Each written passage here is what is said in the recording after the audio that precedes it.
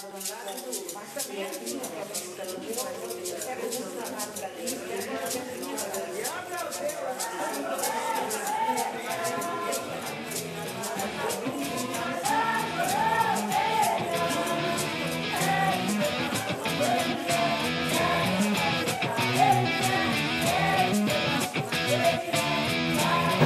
o tema da mesa, agora o tema da mesa é o cenário de prática e a formação, né, para debater esses temas.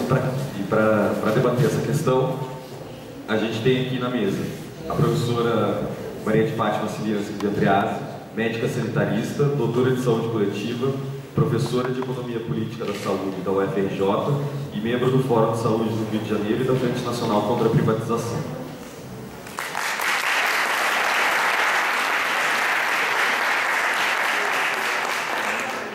A gente tem também o Thiago Xerém Morelli, estudante de medicina da UFSC, membro do Centro Acadêmico Livre de Medicina, atualmente está na coordenação de Educação e Saúde da DENEM.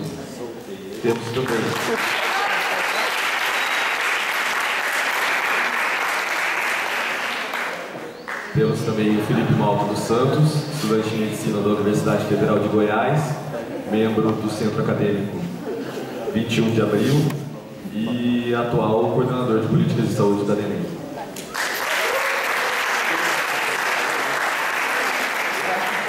Passo a palavra agora para a professora Fátima. Boa noite a todos, agradeço a DENEM. A gente tem participado aí de muitos eventos junto e tem sido uma oportunidade de discutir. Na verdade, hoje, as entidades médicas que a gente discutiu de manhã, elas têm oferecido muito poucas oportunidades para a gente aprofundar o debate da política de saúde, da nossa prática médica dentro disso, e a DENEM realmente tem sido um espaço importante nesse sentido. A minha intervenção, ela vai ser mais conceitual, mas ela vai abordar muito as questões que hoje a gente tem também, não só estudado, né? A gente tem uma pesquisa no Rio de Janeiro sobre organizações sociais. A gente se envolveu muito nos últimos 2 anos na luta contra a EBSER, na UFRJ, e isso acabou também trazendo para a gente a necessidade de aprofundar e de refletir sobre os modelos de terceirização de gestão que tem privatizado o SUS por dentro, através da própria entrega das unidades de saúde para a gestão privada. E o que isso repercute sobre a prática médica, os cenários de ensino, o ensino médico e a própria assistência dos pacientes. Então, a gente vai fazer a apresentação, assim, de uma forma breve, algumas questões mais gerais, né? E depois a gente vai apresentar os resultados dessas reflexões sobre esses modelos terceirizados de gestão.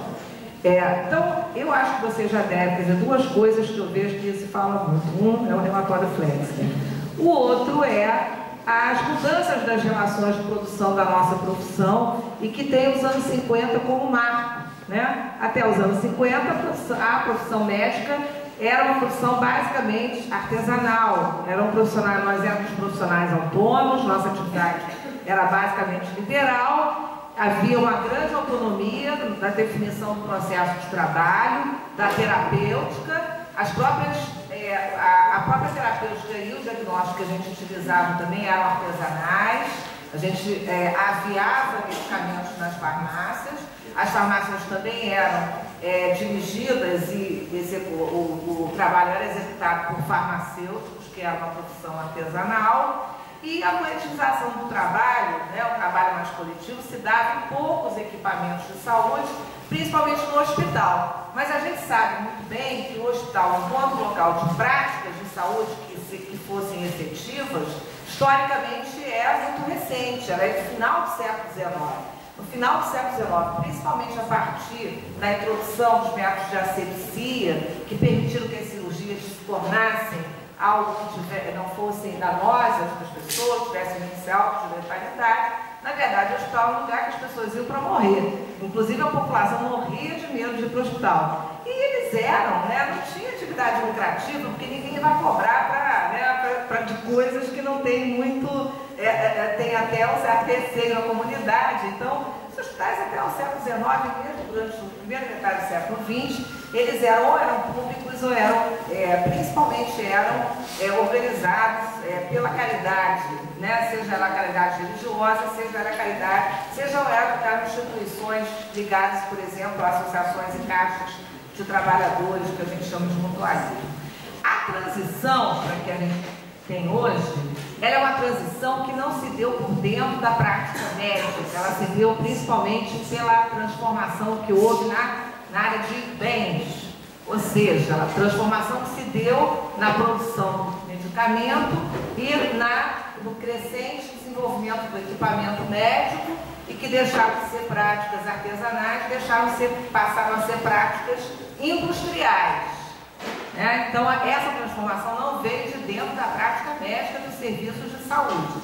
Ela veio da indústria, né, que passa a ser feita através de uma produção industrial, mundial, mercado global, ao aumento com isso do custo unitário da atenção à saúde e a necessidade, portanto, de mecanismos cada vez mais coletivos de financiamento, ou seja, se antes as pessoas pagavam pela assistência liberal autônoma dos médicos, hoje, a partir dos anos 50, cada vez mais isso se torna difícil e a necessidade de você criar ou ampliar mecanismos de seguro ou de financiamento público, seguros esses que poderiam ser sociais e privados. Então, essa transformação foi uma transformação para nós fundamental, vocês já devem ter discutido isso. Um dos aspectos que a gente está discutindo nessa mesa é a mercantilização, é o nome da minha fala, mercantilização da assistência à saúde. A mercantilização, ela vem do conceito de mercadoria, Veja bem, quando a nossa atividade era liberal, ela não deixava de ser uma mercadoria também, A assistência à saúde enquanto mercadoria também não é uma questão recente, ela é bastante antiga, só que ela era uma mercadoria produzida de forma artesanal, por artesãos médicos que formavam uma parte de uma classe social chamada pequena burguesia. Pequena burguesia. Ninguém enriquecia e se tornava burguês através da prática médica. Isso também, esse processo do empresariamento médico é um processo mais recente. Eram pequenos burgueses. Mas a mercadoria, ela tem um aspecto importante, esse conceito do Marx, no livro 1 do Capital, que ele diz que a mercadoria é um bem ou um serviço que eu produzo não para responder apenas necessidades, que é o que ele vai chamar de valor de uso. Mercadoria tem um valor de uso, Ou seja, ninguém produz nada se não existe na sociedade uma necessidade para que aquilo possa ser consumido, Então tem um valor de uso, ela responde necessidades humanas, assim ele fala. Mas ao mesmo tempo é um bem ou serviço que eu não produzo para satisfazer necessidades humanas. Eu produzo fundamentalmente para troca, para vender. Então o que a gente chama de um processo gradativo de mercantilização da saúde, na verdade o que a gente está dizendo é que a atividade de serviço, de prestação de serviços pessoais de saúde, deixa de ser uma atividade que é produzida para responder necessidades humanas, no caso necessidades de saúde, e passa a ser produzida para troca. E o Marx fala muito bem que para a pessoa que empresaria uma mercadoria, o dono do bem de produção, que produz mercadorias para troca, tanto faz produzir saúde como produzir salsicha, como produzir sapato. Na verdade, a questão é como que eu ganho dinheiro produzindo mercadoria. Então isso muda, porque quando a produção era artesanal, com todos os problemas que ela tinha, os artesãos produziam para responder necessidades, Não era tanto para, embora tivesse um valor. Ele tivesse um valor do serviço que ele produzia, ele estaria relacionado com o valor da força de trabalho dele, como qualquer outro trabalhador, Qualquer outro bem que é produzido para troca. No entanto, há uma diferença importante com o empresariamento que a gente vai ver a partir de então. Uma das questões estruturais de mercados de serviço de saúde ou de serviço de saúde de uma maneira geral é que a demanda, ela não é livre, Por exemplo, Qualquer mercadoria industrial, os empresários colocam para vender no comércio, não é assim? Né? Eles vendem, o comerciante compra, revende. No caso da saúde, ninguém pode comprar medicamento, muito menos materiais e equipamentos, diretamente nas farmácias, a não ser, no Brasil até tem uma coisa muito liberal em relação a isso. Em outros países, né, muitos poucos são os medicamentos que eu posso comprar na farmácia sem receita médica. Então o médico, ele se torna o ordenador da demanda da saúde. A maior parte do que se gasta com saúde passa pela caneta do médico, né? Por que isso é importante? Eu falei para vocês que a primeira forma de empresariamento e mercantilização da saúde se deu na indústria de farmacêutica e de equipamentos médicos. Só que essa indústria precisa do médico, ela não vende diretamente ao consumidor. Então o médico, ele é o centro da estratégia dessas indústrias de vender os seus produtos. O centro é o médico, não é tanto o consumidor, embora também seja, mas é o médico.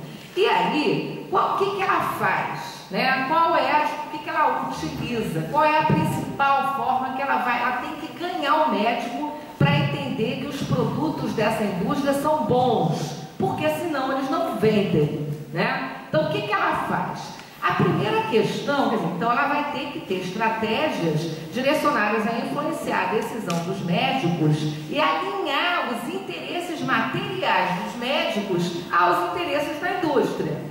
Essa é a chave. Se ela não fizer isso, ela vai falir, né? Então, por onde que ela faz isso? Primeiro, na definição do padrão da ciência, né? Então, o que eu estou colocando são pesquisas que, infelizmente, a gente parou de discutir, né? Na sociologia, na economia da saúde.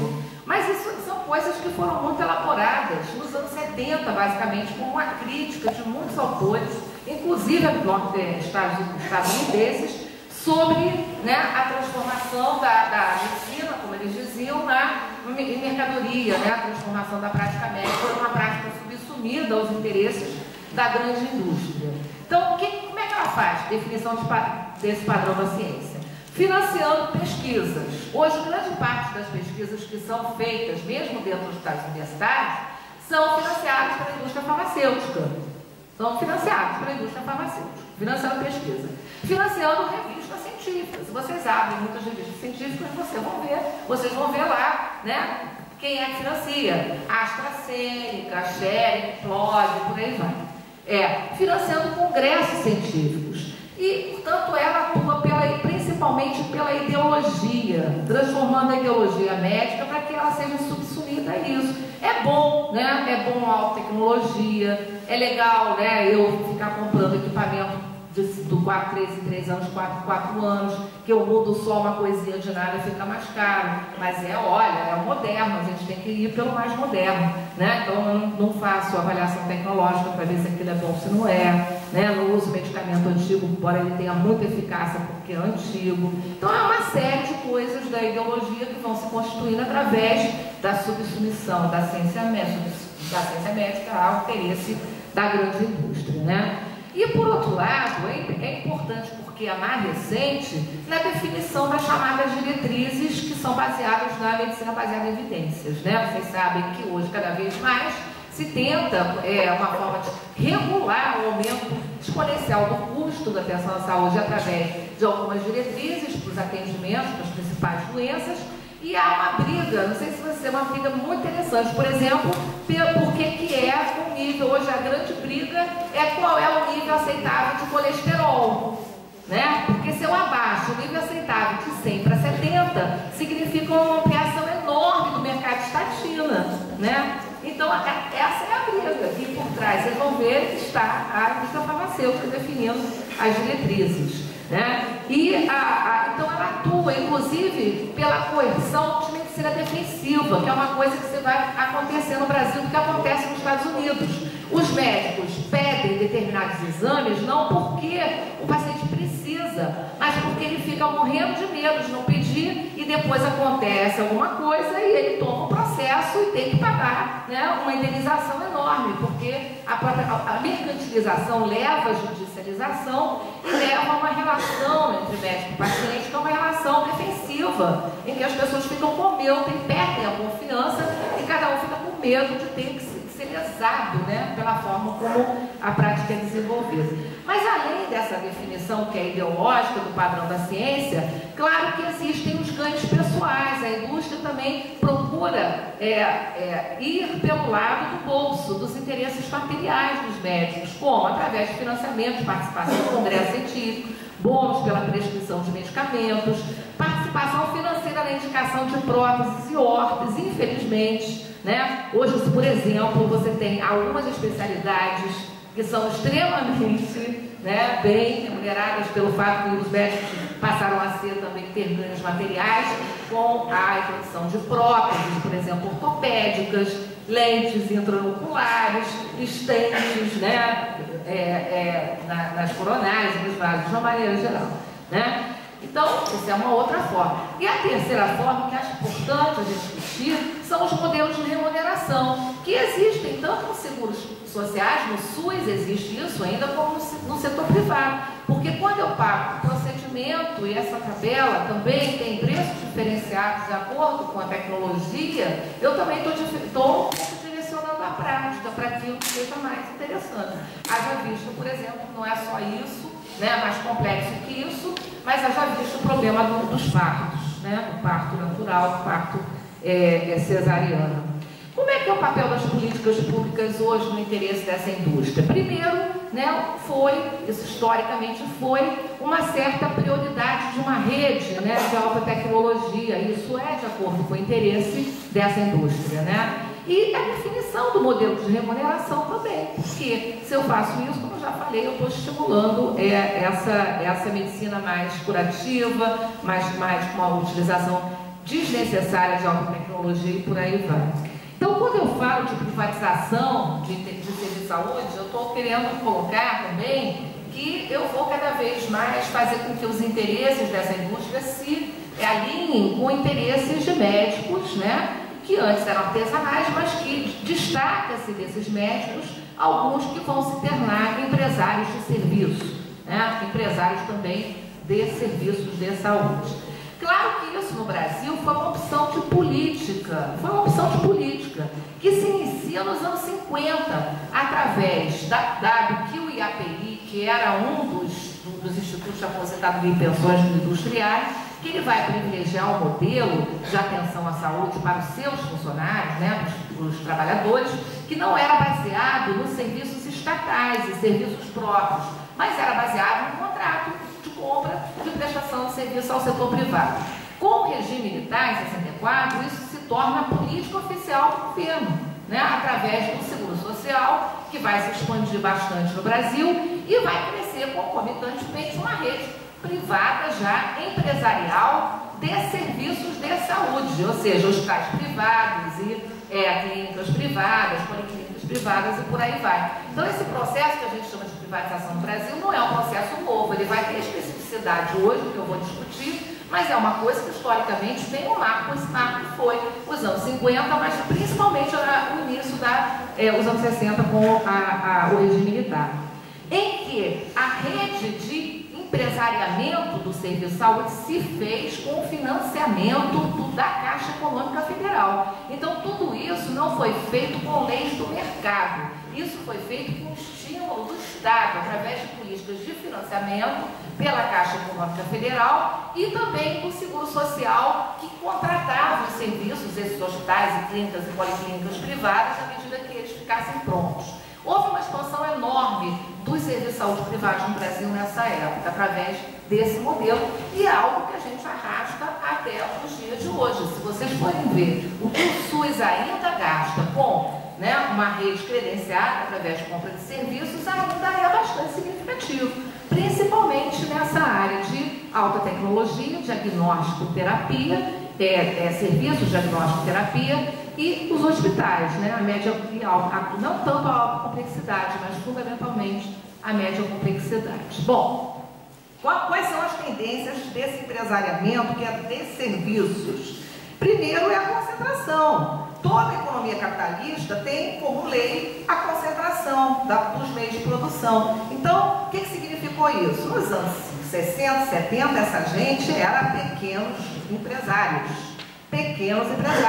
Eram muitos médicos, inclusive. Eram médicos que se reuniam, geralmente ligados à política local, porque acesso a financiamento no Brasil, você também tem que ter o seu padrinho. Então, ia na Caixa Econômica, conseguia o financiamento, montava o hospital, né? Só que nesse processo, desses anos todos, essas coisas mudaram. Os pequenos hospitais, eles faliram, então eles foram comprados pelos grandes. Hoje o mercado hospitalar e de serviços de diagnóstico e terapia no Brasil, que empresarial, ou seja, lucrativo, ele é principalmente constituído e dominado hoje por grandes cadeias, né?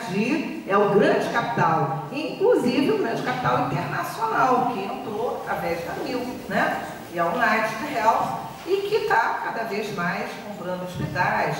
Hoje no mercado de laboratório existem dois grandes laboratórios, um é o DASA, o outro é o Fleury, e os seus, e o que eles vêm comprando aí pelos estados, né? Então não existe mais, digamos assim, aquela figura também anterior do pequeno empresário médico, né? Ou seja, era o médico, o biólogo, o farmacêutico, o bioquímico que montava um laboratório de esquina, bairro. Não, hoje não tem mais isso. Então, esse processo de concentração e de constituição de grandes grupos empresariais da saúde foi um processo que se deu principalmente a partir dos anos 90.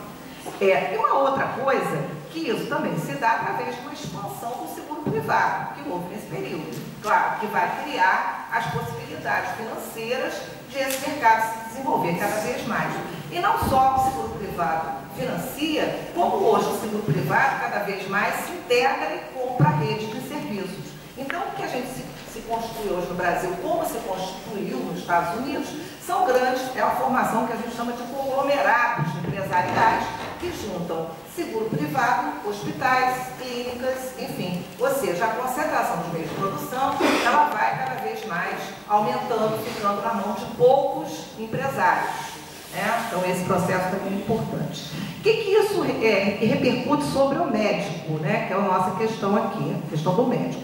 Primeiro é que ele deixa essa coisa da autonomia do liberal, que a gente discute muito, mas que a gente precisa entender hoje de que formas que o médico vem perdendo essa autonomia, tá? Claro que o assalariamento clássico, ou seja, é uma forma que você trabalha por hora, né? Você ganha pela hora, na hora de trabalho, e que você tem um empregado, que pode ser o Estado e pode ser esse privado, que te explora, né? Ele vai explorar a mais-valia do médico, como qualquer trabalhador de indústria também é explorado na sua mais-valia pelo patrão, né? O empresário de saúde, ele ganha dinheiro porque também o médico dedica uma parte do seu trabalho como trabalho não pago, se chama mais-valia, né?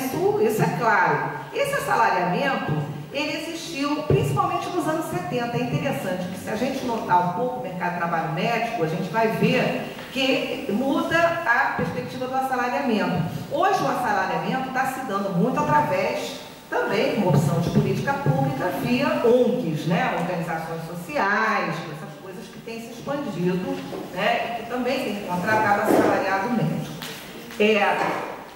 Há um assalariamento disfarçado, né? Se vocês forem ver no mercado privado, muitas vezes, como que o médico trabalha? Ele trabalha através de cooperativa, que na verdade não tem nada de cooperativa, né? São donos, são empresariamento disfarçado, mas que não te pagam os direitos trabalhistas, porque quando você é assalariado, você tem, mal ou bem, você tem direito a uma série de coisas que os trabalhadores conquistaram, né? Autonomia, né? Ou seja, não tem relação nenhuma de trabalho.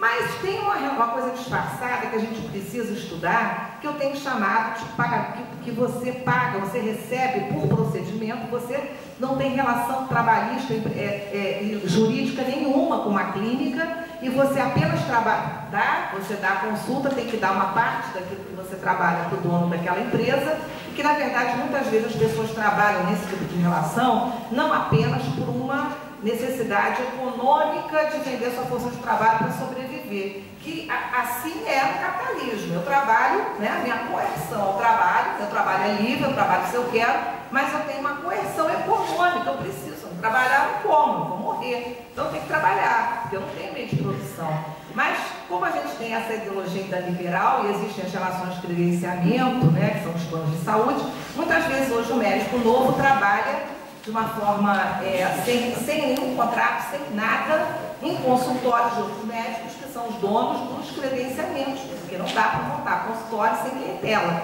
Então as pessoas trabalham muitas vezes para ter nome, para ter experiência, para ter clientela, e é como se fosse até uma relação feudal, daquele tipo de corporação de ofício.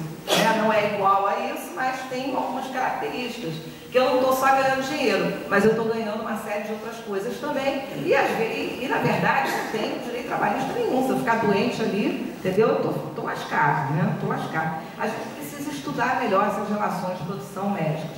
E os credenciamentos, né? Todos eles o médico perde autonomia, né? Se vocês verem uma pesquisa que foi feita pelo Conselho Regional de Medicina de São Paulo, uma pesquisa super interessante que eles fizeram uns 2 anos atrás com médicos, com várias perguntas, que mostram que os médicos não têm autonomia de tratamento diagnóstico. Eles têm que seguir, muitas vezes, aquilo que o plano de saúde vai definir para ele. Né? Ele tem uma falta de autonomia tão grande quanto se ele fosse um assalariado. Às vezes ele tem mais liberdade profissional de definir esquemas diagnósticos e terapêuticos no setor público do que nas OS e no credenciamento com planos de saúde. É muito mais controlador, porque a questão do custo é uma questão fundamental para esses modelos empresariais, porque obviamente vocês sabem, né, que o empresário também tira lucro através de uma redução não só da exploração da força de trabalho, mas na redução também de custos, né, com atendimento às pessoas. Bom, é importante que tudo isso, como eu falei, né, isso tem impacto nas políticas públicas. Olha só, o que está acontecendo com o empresariamento? O empresariamento da saúde, ele cria agentes sociais e políticos que querem aprofundar o empresariamento. É um ciclo vicioso. Quanto mais empresariamento eu tenho, eu cristalizo posições econômicas, né, que querem manter o sistema dessa forma e ampliar. Mas o empresariamento, a mercantilização da saúde, ele não ele se choca com a Constituição, o direito à saúde, o dever do Estado, o próprio SUS. Então você cria no Brasil uma série de tensionamentos em relação à mudança do direito constitucional do SUS por conta do aumento do empresariamento. Por exemplo, há uma briga das seguradoras privadas para que os grupos populacionais mais privilegiados sejam clientela dela e não do SUS. Então, quando eu defendo uma política pública que o SUS é para pobre, ele se reduz na sua qualidade, na sua cobertura, e trabalha com até um discurso pretensamente progressista de que o recurso público deva ser focalizado nas pessoas que mais, né, necessitam para a gente reduzir a desigualdade. Na verdade, o que eu estou também por trás é conseguir aumentar esse interesse, porque a perspectiva do SUS era de ser o sistema universal, né, baseado na seguridade social. As pessoas têm direitos de contribuição e têm direitos porque são cidadãos. Bom, hoje, uma outra interesse empresarial hoje não é apenas por esse mercado da classe média, etc., ser de plano de saúde, mas é para gerir esse setor empresarial, que é gerir os próprios fundos públicos, como é na Colômbia. A gente não tem isso no Brasil, mas na verdade, como é na Colômbia? Na Colômbia, o Estado repassa o financiamento para a seguradora, e a seguradora que cuida da saúde da sua base, com o dinheiro do Estado, com o subsídio público. Eles querem gerenciar os serviços de saúde, as OS, as OCIPs, a EBSER, todas elas são modelos que vão na direção desse empresariamento, né? Em que eles querem também não só ter a população mais privilegiada comprando plano de saúde, mas também gerenciar os próprios serviços públicos de saúde. Qual é o impacto disso, para a gente acabar um pouco a fala e depois A gente volta no debate. Na formação médica, vocês sabem, o padrão da ciência, o modelo biomédico, privilegiamento do aspecto curativo da alta tecnologia. E uma reconfiguração da atenção primária em saúde, né, que não é uma atenção primária científica, para todo mundo, que serve para todo mundo, porque ela em si, ela tem os benefícios da integralidade, né, o estímulo à prevenção e à promoção da saúde. Não, é uma atenção primária que é uma política focalizada de assistência social para a população pobre. O modelo de remuneração. Os modelos de remuneração de produção nos hospitais universitários, eles também acabam selecionando casos e procedimentos. Né? Se o hospital universitário tiver uma gestão mais empresarial, que é o caso do EBSER, por exemplo, obviamente que tem pessoas que custam muito, porque os pobres têm muita comorbidade. Né? Então é diferente uma internação de uma pessoa pobre com uma pessoa rica, mesma patologia. Ninguém quer mais internar pessoas pobres. Há uma seleção para ver, a gente quer só internar quem dá lucro. E isso vai modificar os casos que serão internados e os cenários de prática dos estudantes de medicina. Isso é uma distorção ética da prática médica. O financiamento de pesquisa, que é pela indústria farmacêutica, também faz isso. Né? Muitos hospitais universitários acabam também, você tem verdadeiros feudos dentro do hospital de pessoas que internam determinados casos, porque aqueles casos são importantes por conta das pesquisas clínicas que lá são realizadas. Não sei quanto tempo que eu tenho mais. Eu só queria finalizar com essa questão do produtivismo. Né? Esses modelos de terceirização da gestão, eles trabalham com contratos de gestão, por exemplo, a EBSER fará um contrato de gestão com a universidade. E nesse contrato é definido metas. Né? Olha, vocês têm que fazer tantas consultas, internações, e as pessoas têm que correr atrás dessa meta, porque isso é pago por meta. E isso vai ser cobrado. O que está acontecendo? Isso acontece nas OS. Qual é o resultado disso? Né? Isso é um problema seríssimo para a gente terminar. Porque isso vai significar, por exemplo, redução de tempo de consulta. Isso está acontecendo em alguns hospitais, a gente está ouvindo isso já falar, que as consultas dos hospitais universitários têm reduzido, os médicos que acompanham os estudantes não querem acompanhar mais estudantes, porque estudantes atrapalham, aumentam o tempo de consulta, porque ele tem que bater meta. A questão da estabilidade, quando ela é questionada, né, você tem grande rotatividade pessoal, principalmente médico, perde essa perspectiva de uma continuidade do trabalho da equipe e o controle de custos tomado como objetivo maior também, como eu falei, seleciona casos.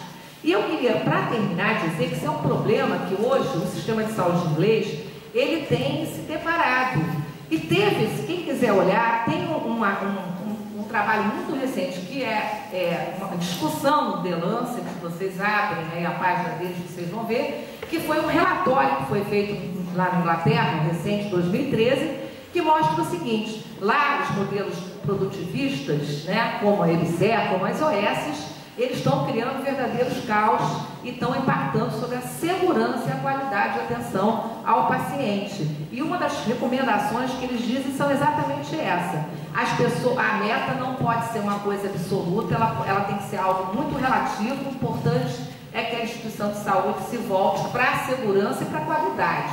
E os profissionais de saúde não têm que trabalhar com medo de serem culpabilizados, porque quando quem trabalha com medo esconde, vai escondendo o problema porque não quer ser punido. E não tem coisa pior. Então tem uma série de coisas que eu acho bem interessante vocês lerem. E aí, para conclusão, é o seguinte, olha só, a gente está no momento que a gente precisa realmente aprender, né, isso que está acontecendo, para poder exatamente mostrar, porque existe uma contradição hoje entre a necessidade de saúde e a questão empresarial, né, da medicina, a mercantilização. Nós estamos no meio disso, nós temos que nos posicionar.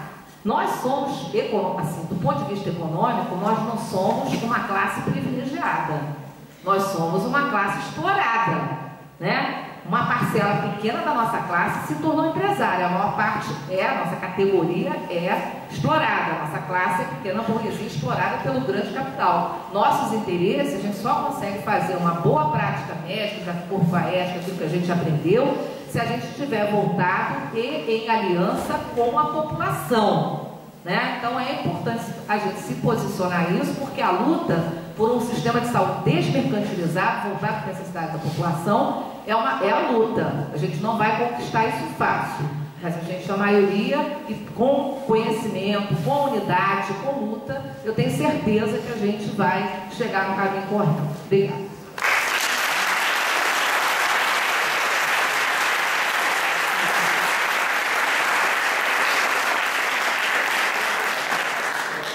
Vou passar a palavra para o Xerém. Então, boa noite, gente. Para cá.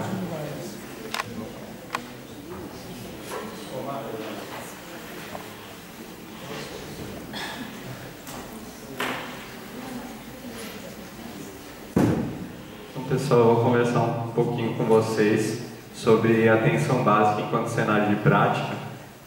Na verdade, a gente vai fazer a linha da minha fala, vai ser um pouco nesse tema, né? Atenção básica enquanto instrumento de luta pela transformação da sociedade. Eu vou dar uma ênfase mais na formação, na educação médica, o Felipe vai falar um pouco mais na parte de políticas de saúde mesmo, e a inserção da atenção básica nesse debate, né? Eu vou ter que começar falando sobre o relatório do Flexner. Eu sei que todos os palestrantes que estiveram aqui falaram um pouco sobre esse momento histórico, mas para a gente debater a atenção básica, a gente tem que compreender o papel que os hospitais têm no nosso sistema de saúde na formação médica e em que momento histórico o hospital se tornou o centro de atenção de saúde, né? E continua até hoje.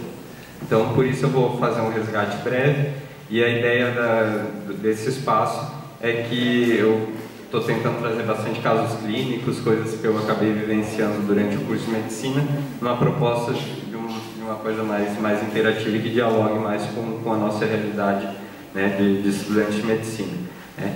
E primeiro, então, vamos fazer esse resgate do relatório Flexner, e daí não assim personificando o Flexner como aquele cara mau que fez o relatório e tal. Acho que a gente tem que ter clareza que o relatório foi um instrumento, né? Então, a partir de uma concepção de saúde, né, a concepção biomédica, se precisava formar recursos humanos para atender esse novo tipo de concepção de saúde, né? Então, o Flexner, ele surge num momento, lá em 1910, quando ele publica.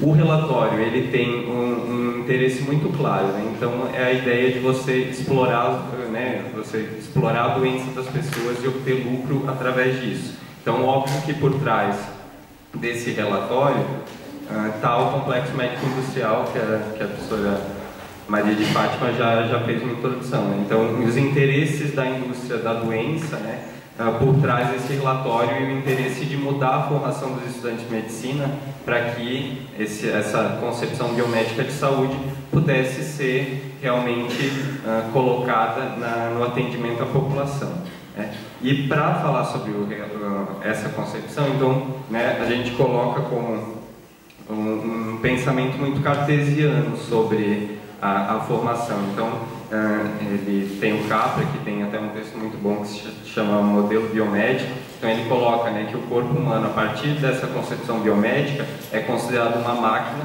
que pode ser analisada através das peças. Então a doença é o mau funcionamento de algum dos mecanismos, e o papel do médico então seria consertar essa peça, né? Muito daquela ideia de voltar aquele trabalhador para o mercado de trabalho e continuar sendo explorado e todo aquele ciclo. Então o papel da medicina passa a ser esse, assim. E o relatório Flexner, né, quem lê esse relatório, ele é bastante longo e tal, mas ele é dividido basicamente em dois momentos, né? Um primeiro momento em que ele faz uma análise sobre o ciclo básico, então colocando a importância do laboratório, então estudo de histologia, anatomia, patologia, e aí então nesse primeiro momento que a formação dos estudantes nos 2 primeiros anos do curso deveria se dar basicamente dentro de laboratório, né? Então o estudante não tem contato com a população, não tem contato com a comunidade, né? E no segundo momento ele fala, né, que daí é o central do debate do Flexner no relatório dele, o papel do hospital universitário, né? E daí ele descaracteriza todas as disciplinas que tinham um caráter mais humano, de trazer um debate de sociedade, então o enfoque que antes era biologicista, né, em sua predominância, passa a ser unicamente biologicista. Então não se discute mais sociedade dentro das faculdades de medicina, né, a partir desse relatório Fleck. E tem até um pedaço muito interessante, né, como ele relaciona a formação dentro dos laboratórios e a formação dentro do hospital universitário, que é compreendido como um laboratório, na verdade, né? O Fleckner, ele deixa essa impressão, que a análise dele é que o hospital seria uma continuação desse ensino, que antes era num laboratório de biologia celular, agora passa a ser um laboratório de atendimento à população, no caso, né, da formação dos hospitais universitários, né?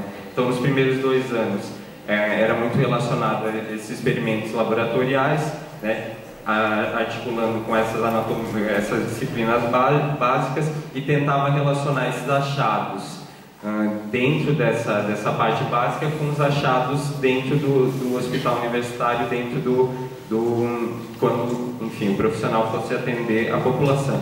E muito disso trazendo essa concepção biomédica mesmo, unicausal, que as doenças eram causadas apenas por bactérias ou micro-organismos, né? Uma causa só relaciona.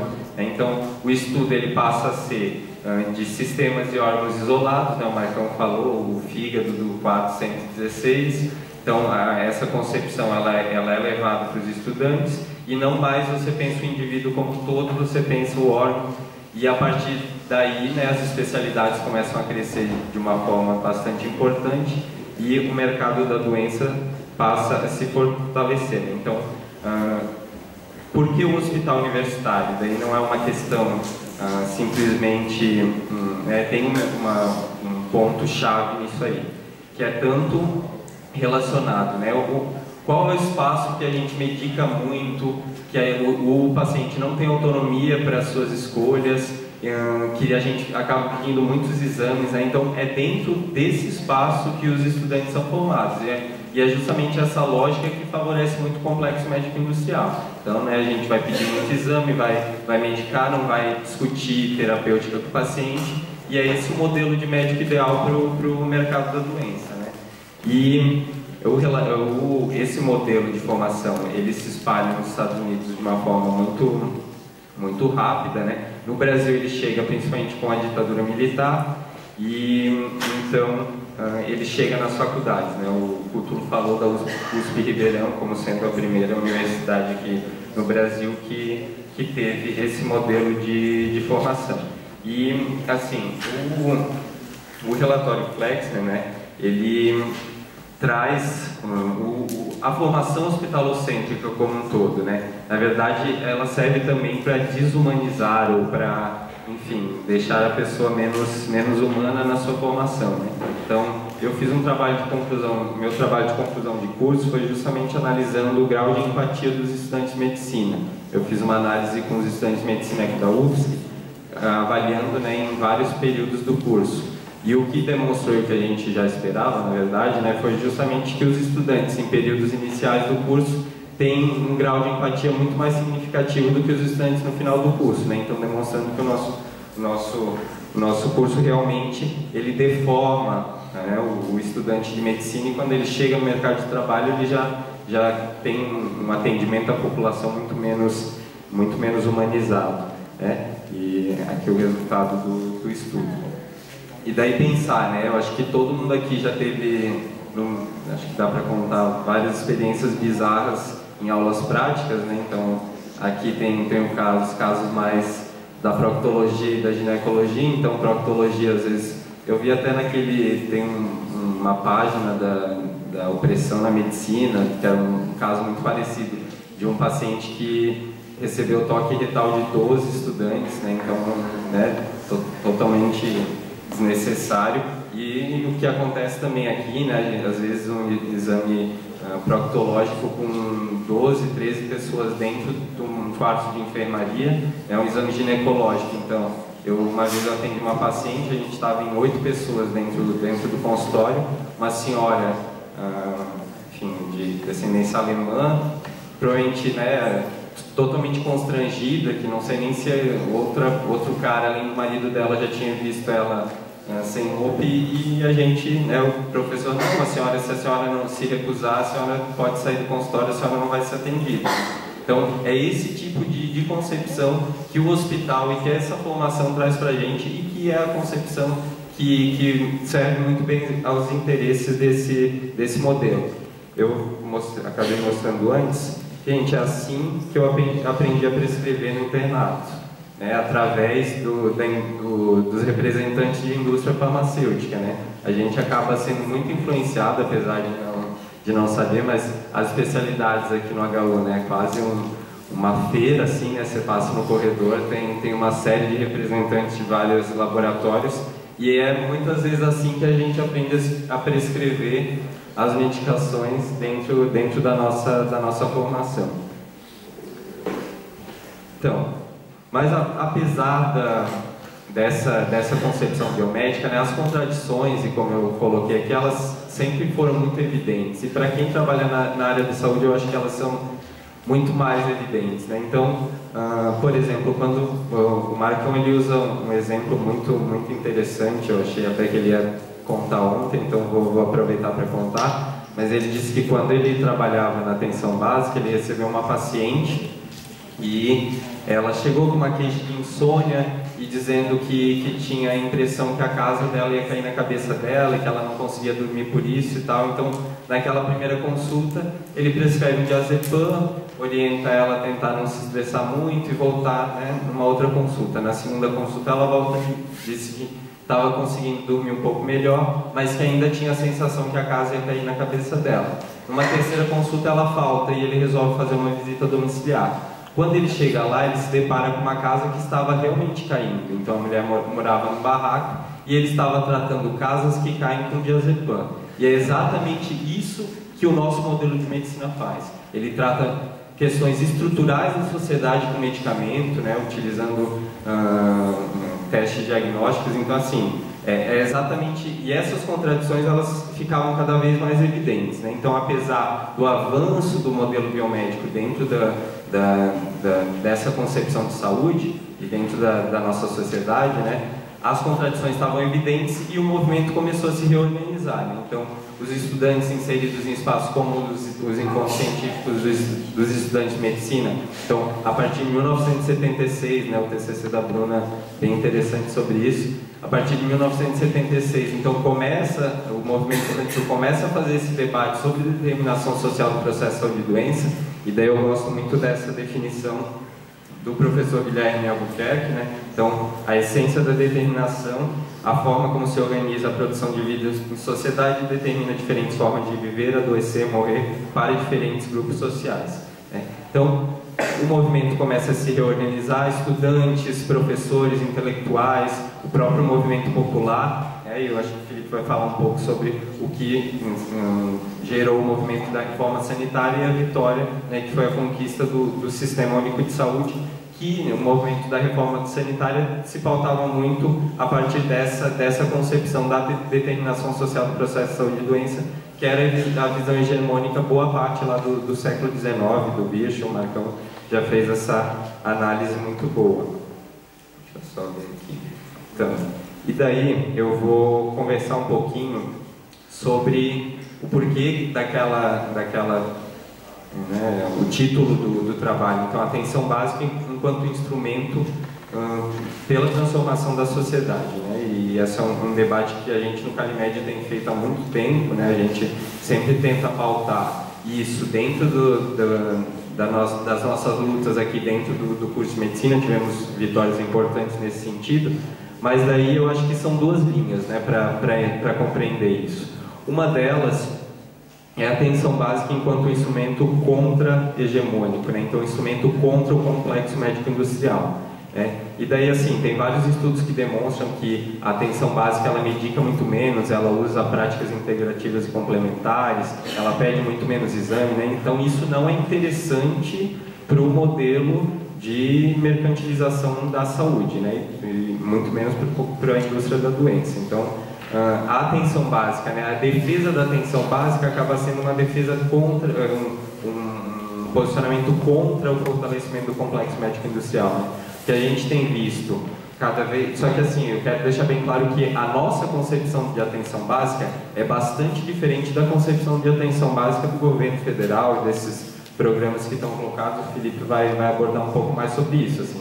Mas essa clareza, a atenção básica que a gente defende enquanto eixo central mesmo de estruturação de um sistema de saúde. De um sistema de saúde nessa sociedade ou em qualquer outra sociedade, a gente acredita na atenção básica enquanto a base do sistema mesmo, né? E não, então, como uma atenção básica enquanto cesta básica, que é isso que o Banco Mundial dita e é isso que o nosso governo acaba priorizando nas suas políticas de saúde, né? Então, lutar por essa atenção básica, que é como instrumento de transformação da sociedade, é enfraquecer o complexo médico-industrial, que é um dos principais desestabilizadores, né, que impede que a gente avance no sistema de saúde que a gente deseja, né? E quando eu falo que a atenção básica medica mais, eu vou usar um exemplo muito simples, né? Para quem passa num estágio de emergência ou passa num estágio na atenção básica. Então chega um paciente com odinofagia na emergência, a chance dele sair com uma prescrição de antibiótico numa emergência é infinitamente maior do que na atenção básica, né? Que existe o que a gente chama de espera observada. Então você pode pedir para aquele paciente voltar em 2, 3 dias, continuar com febre, reavaliar ele, avaliar se é mesmo uma amidalite viral ou bacteriana. E isso é um exemplo, mas realmente os estudos demonstram que a atenção básica ela tem esse perfil de medicar muito menos do que a atenção especializada, do que a atenção hospitalar, né? E de pedir muito menos exame. O que a gente tem visto, né, nesses últimos tempos, então, só um pouquinho aqui. Um avanço dos estados do que é considerado patológico, né? Então tem aí o DSM-5, que tem uma série de coisas bizarras, né? E uma coisa bem característica é a medicalização dos estados pré-doenças, né? Então o pré-diabético, o pré-hipertenso, pré-diabético já começa a tratar com metformina, mesmo não tendo evidência que isso realmente, né, os estudos são bem controversos quanto à real necessidade de se começar a tratar, e você já rotula aquele paciente, né? Então ele não é mais uma pessoa com uma insulina, uma glicemia de jejum alterada, agora ele é um pré-diabético. Então você já coloca esse rótulo nele e possivelmente o senhor vai virar diabético, porque o senhor não vai conseguir caminhar, não vai conseguir mudar a sua dieta. Então, né, a medicalização, a expansão dos diagnósticos, a expansão que só favorece a indústria farmacêutica, né, e a indústria de exames complementares, né. Aqui um exemplo do TDAH, que é, na verdade, uma coisa bem bizarra. Acho que a galera da SU2 foi uma oficina de determinação que o professor usou, que é, na verdade, como fazer um diagnóstico, né, de uma criança, e você vai ver, qualquer criança normal tem essas características aí, né, mas você já rotula essa criança como tendo esse transtorno de déficit de atenção com hiperatividade e já passa, então, a Ritalina, né. Então aqui tem o dado que o metilfenidato, que é a Ritalina, teve um aumento de vendas de 71 mil caixas em 2000 para 2 milhões de caixas em 2010, né? Justamente porque mudou como diagnosticar, né? Então, vocês acham que uma criança que tem essas características é realmente uma criança doente, né? Presta pouca atenção a detalhes ou comete erros por falta de atenção, descuido em atividades escolares ou de casa, né? Isso é característico da criança, né? Então você rotula aquela criança como sendo doente, medica ela, pede uma série de exames e, nesse sentido, né, a mesma coisa, o lance do pré-diabetes, pré-hipertenso. Deixa eu só... Então, assim, por isso que a gente acredita que defender a atenção básica e contra o complexo médico-industrial. E uma outra característica que nos leva, eu acho que talvez essa seja a mais importante, é que o hospital como um todo, ele acaba criando um muro que impede muitas vezes a gente de ver o estudante ou o profissional da saúde em ver a verdadeira realidade de adoecimento das pessoas, né? E a nossa compreensão é que a atenção básica, essas contradições estão muito mais evidentes, né? Então, eu vou mostrar um casinho aqui, mas primeiro eu vou conversar. Eu tive uma experiência muito legal que eu visitei a Cracolândia, em São Paulo, com um companheiro do Fórum Popular de Saúde.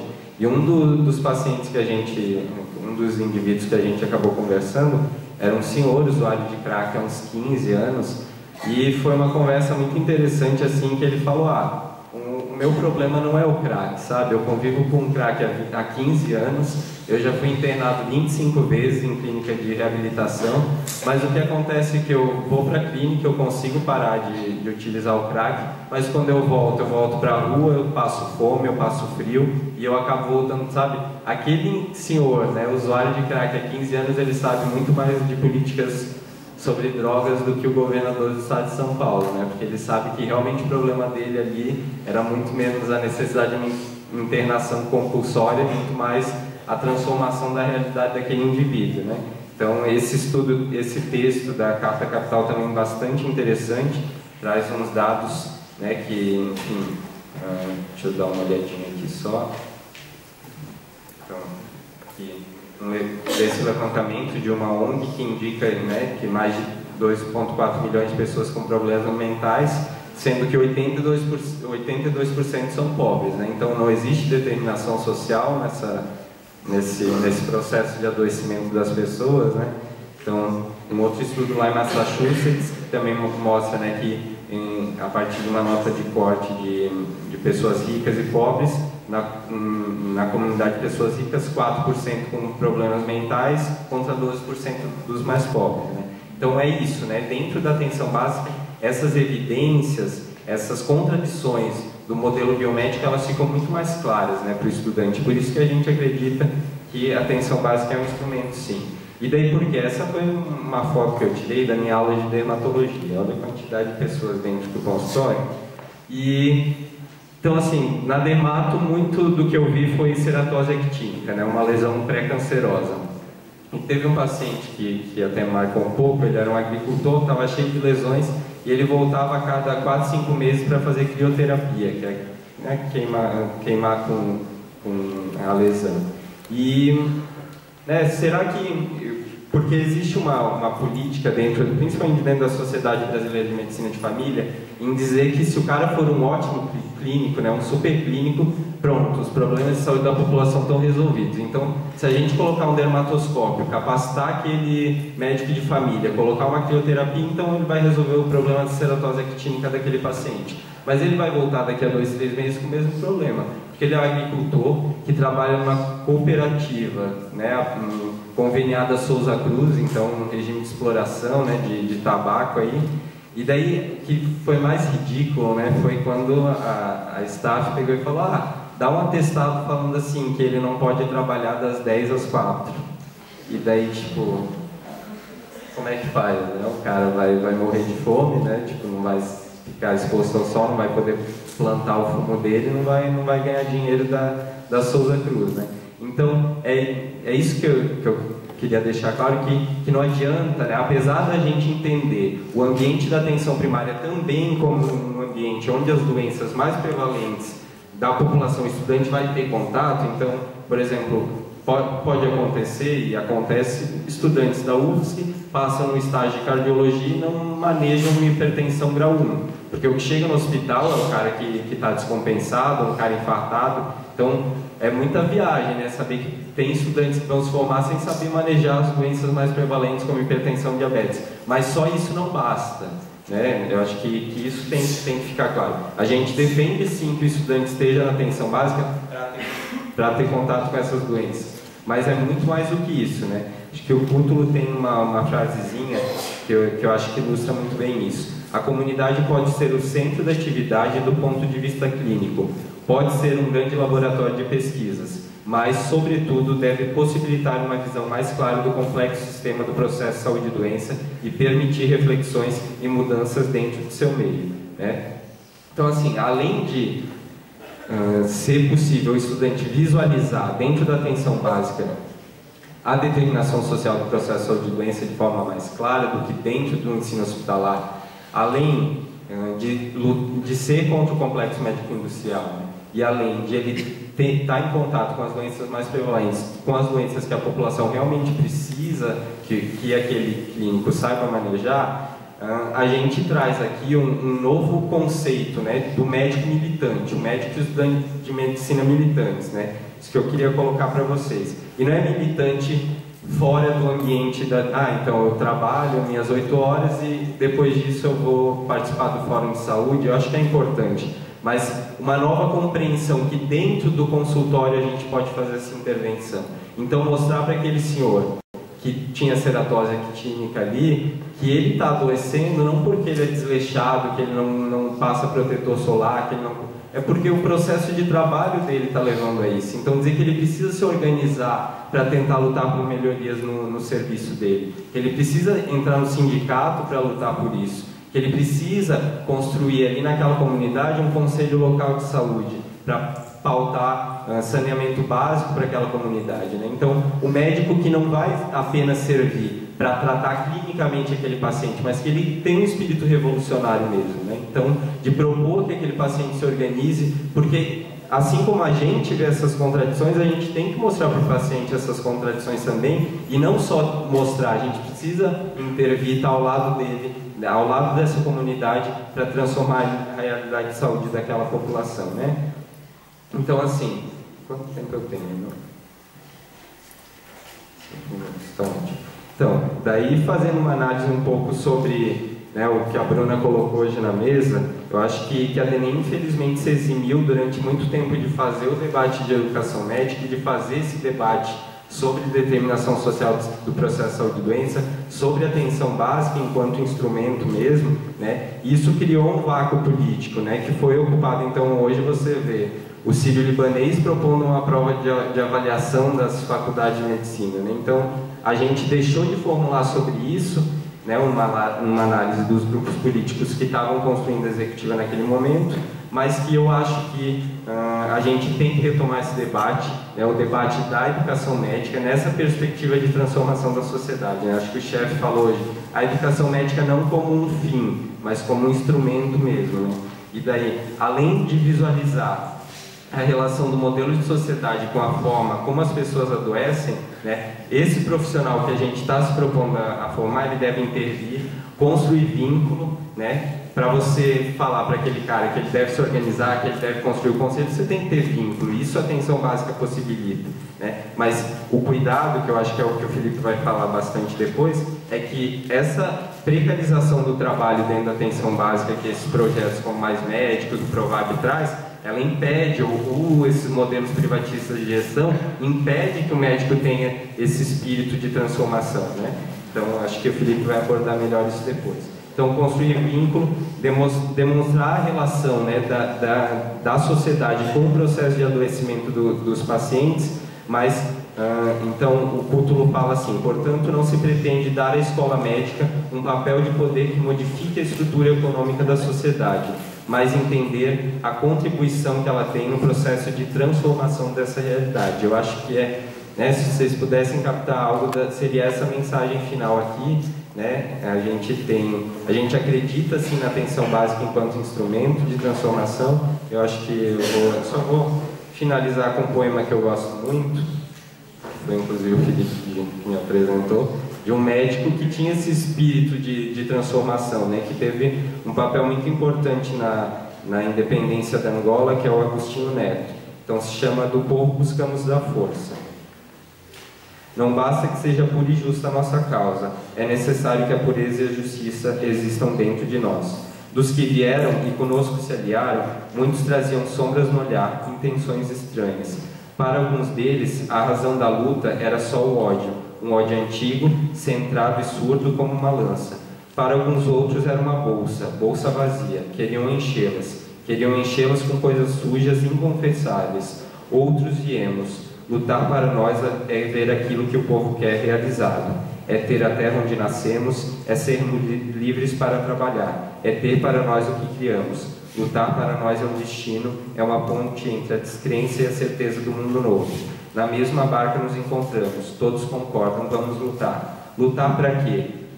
Para dar vazão ao ódio antigo ou para ganharmos a liberdade e ter para nós o que criamos? Na mesma barca nos encontramos. Quem há de ser o timoneiro? Mantivemos-nos firmes, no povo buscamos a força e a razão, inexoravelmente, como uma onda que ninguém trava, vencemos. O povo tomou a direção da barca, mas a lição, lá está, foi aprendida. Não basta que seja pura e justa a nossa causa, é necessário que a pureza e a justiça existam dentro de nós. Muito obrigado.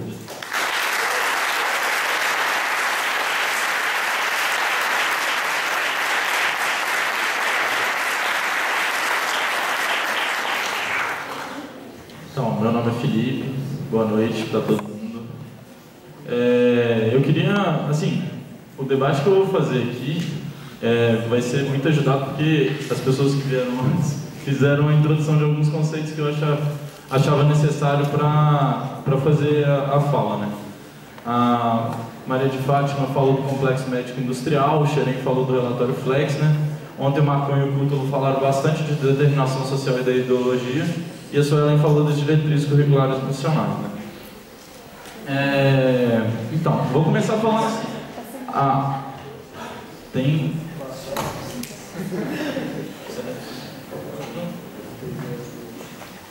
Então, a formação médica, ela... Mas não tem slide não, só que...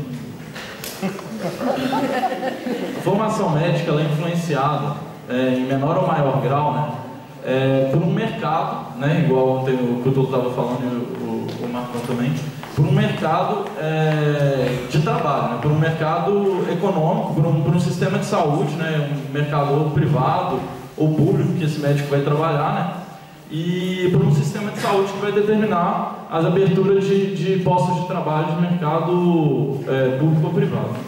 E esse sistema de saúde ele não está desconectado, né, das transformações econômicas que estão acontecendo naquela época, naquela sociedade, naquele tempo. Então, assim, quando você observa a criação de um sistema de saúde, né, a Bruna falou isso muito bem hoje, não é uma concessão, eu não acordo e vou dar ele de graça para essa população, esse sistema de saúde público, né?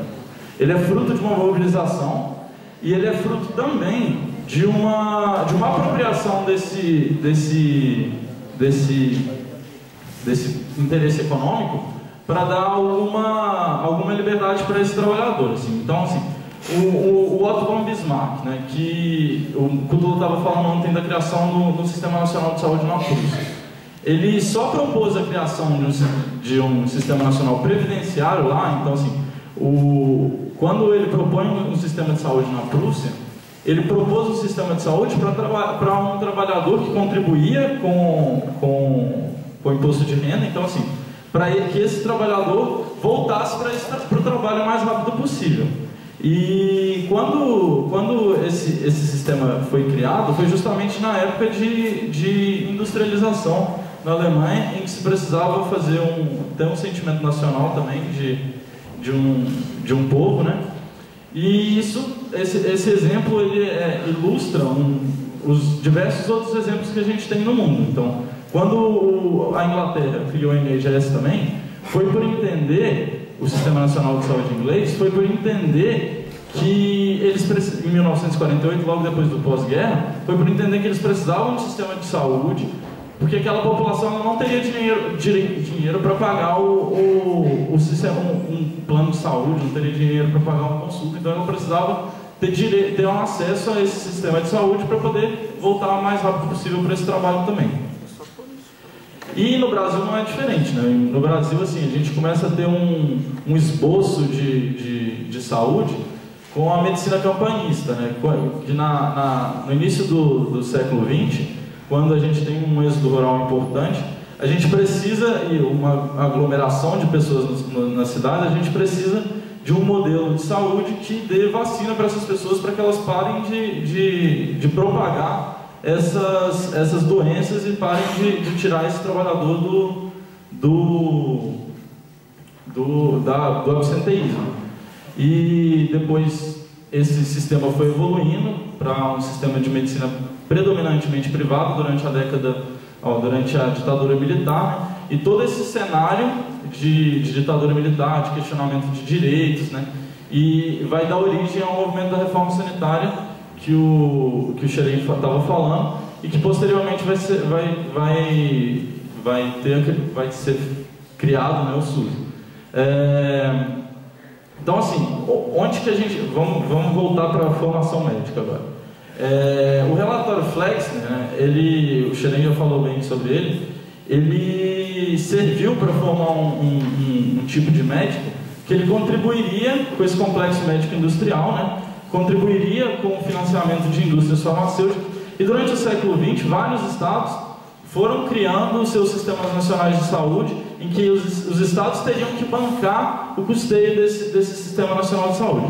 E isso vai gerando um custo tamanho, né, que nos momentos de crise econômica, os sistemas de saúde eles começam a questionar o custo os estados começam a questionar os custos desses sistemas de saúde, né? E o primeiro questionamento que começa assim, que a gente tem mais detalhe, é na década de 60 a criação da medicina comunitária nos Estados Unidos, num contexto de mobilização popular e intelectual por causa da guerra do Vietnã, de racismo e de pobreza. Tem uma preocupação com a saúde populacional dos oprimidos, com medicina preventivista e tal, e tem a criação desse profissional que a gente conhece hoje como agente comunitário de saúde, né, que é um profissional barato, né, que poderia exercer um papel de monitoramento epidemiológico e sem ter uma formação médica, de enfermagem, sem ter um nível superior, então seria um profissional mais barato. Então, por mais que seja um modelo progressista, essa medicina comunitária, ela tem uma limitação, assim, porque ela não questiona o modelo de sociedade, a forma de produção, a forma de adoecimento, por que essas pessoas estão adoecendo. Ela se preocupa, sim, com a saúde dessa população oprimida, né? Mas ela não traz, ela traz um modelo de saúde que recoloca o trabalhador de volta ao serviço e torna os gastos de saúde eficientes, né? E não é à toa que as grandes instituições financeiras da época observam nesse modelo um modelo de sucesso, né? Observam uma eficientização, se é que essa palavra existe, do quanto se investe em saúde, né? E uma apropriação dessa pauta. Porque esse era um modelo que ele corrobora assim, e alimenta um modelo de saúde hegemônico, né? Porque ele não questiona essa forma de produção da sociedade. E não é à toa que depois de uma crise importante mundial do petróleo, na década de 70, e um questionamento dos custos da saúde enquanto bens sociais, né? E no final da década de 70, a gente vai ter uma alma-ata, né? Uma conferência de alma-ata, que colocava os determinantes biopsicossociais como se as pessoas adoecessem ou por uma causa psicológica, ou por uma causa biológica, ou por uma causa social. Colocam todos os três no mesmo patamar. E o Banco Mundial ele começa a soltar uma série de relatórios. Ele vira um verdadeiro guru, né, dos ministérios da saúde ao redor do mundo. E inclusive na década de 90, ele solta um relatório, que é o relatório sobre desenvolvimento humano, investindo em saúde para o Brasil, e logo depois o Ministério da Saúde cria a estratégia de saúde da família. Então, voltando agora para o Brasil, nós falamos da conjuntura internacional, né? Agora voltando um pouco para o Brasil.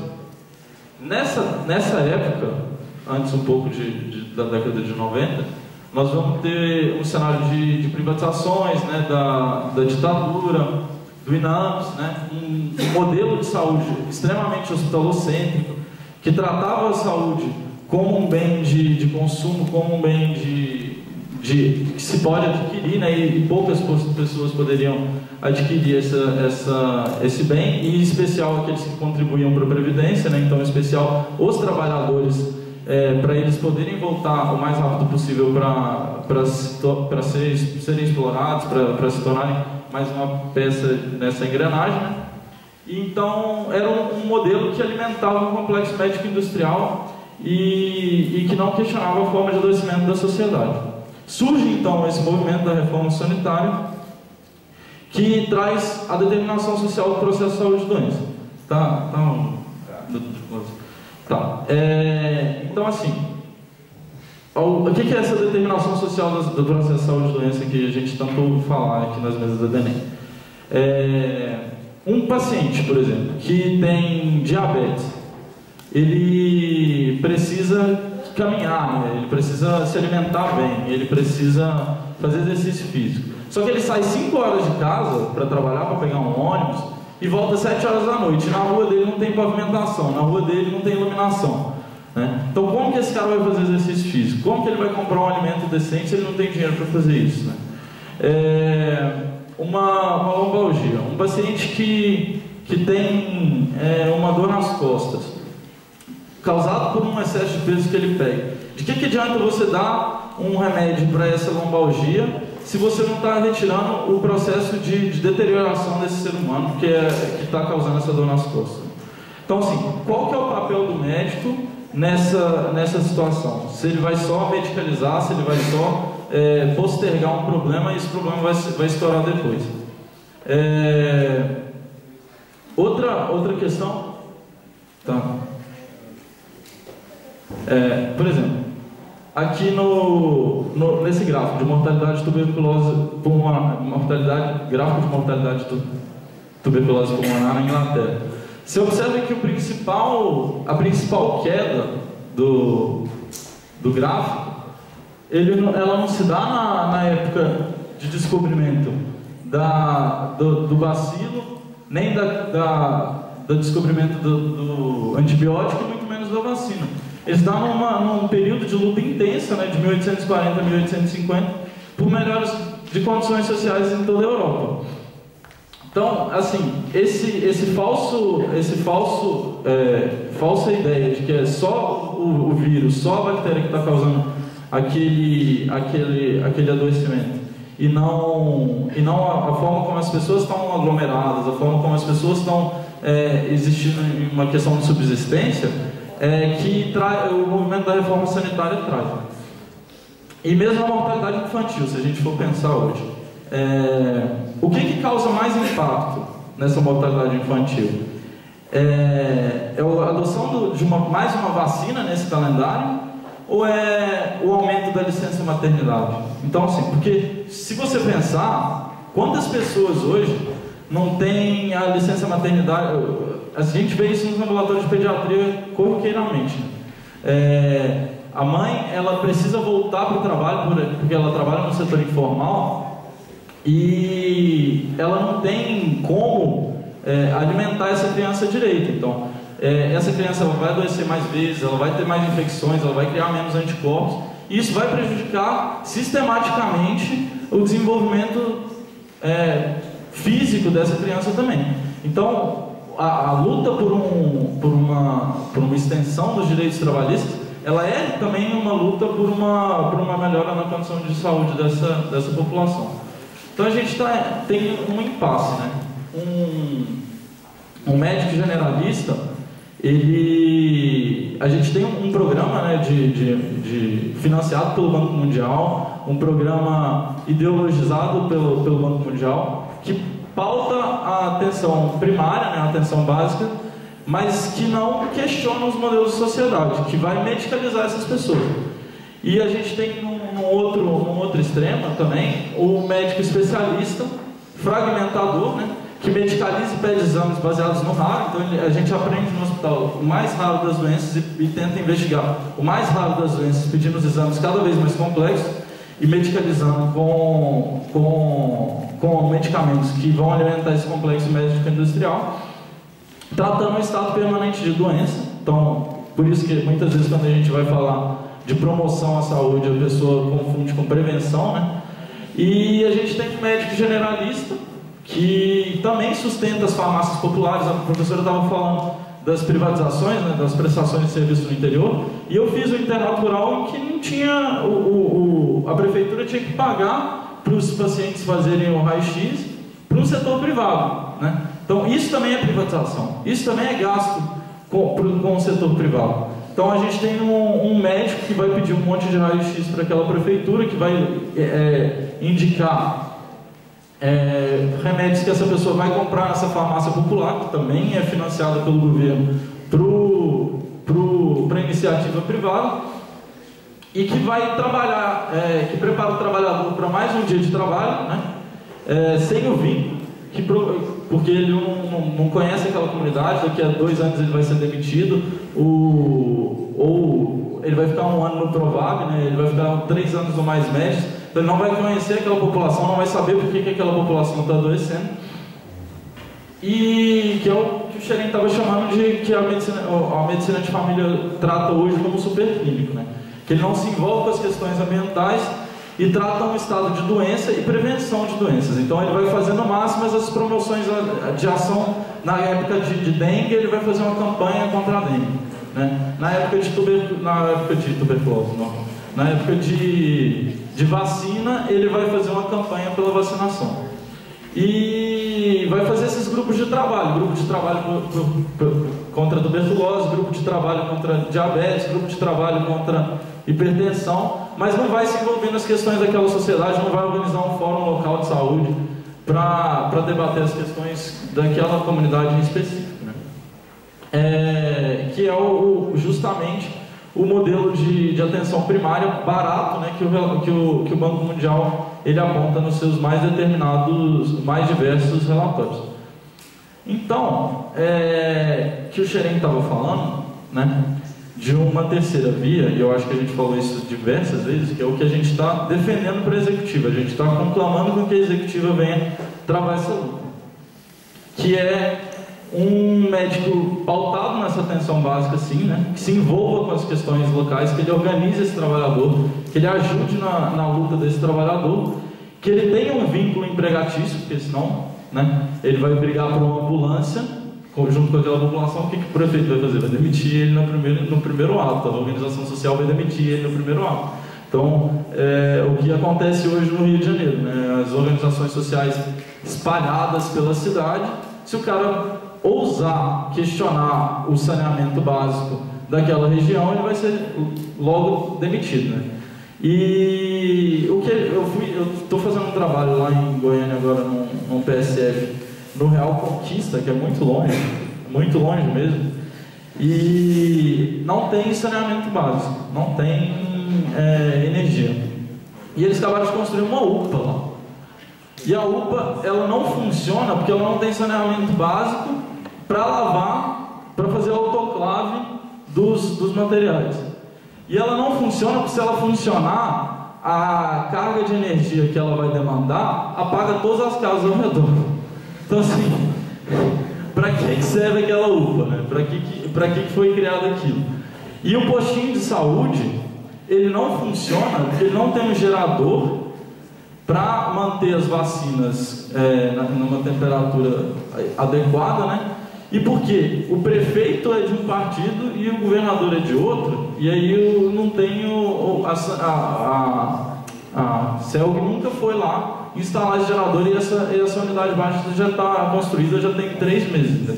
Então, assim, o médico ele precisa se envolver nesse tipo de questão, e o trabalhador ele tem que exigir essas melhorias, porque vai muito além de uma... Assim, olha o tanto de gente que está adoecendo por falta de esgoto, por causa do saneamento básico. E mesmo que a gente consiga colocar aquela unidade básica de saúde lá, sem saneamento, o cara vai ter uma verminose, a gente vai tratar essa verminose. Daqui a 2 meses ele vai ter a mesma verminose, a gente vai ter que tratar com o mesmo doente. Então, assim, o que a gente está fazendo? A gente está alimentando um estado permanente de doença.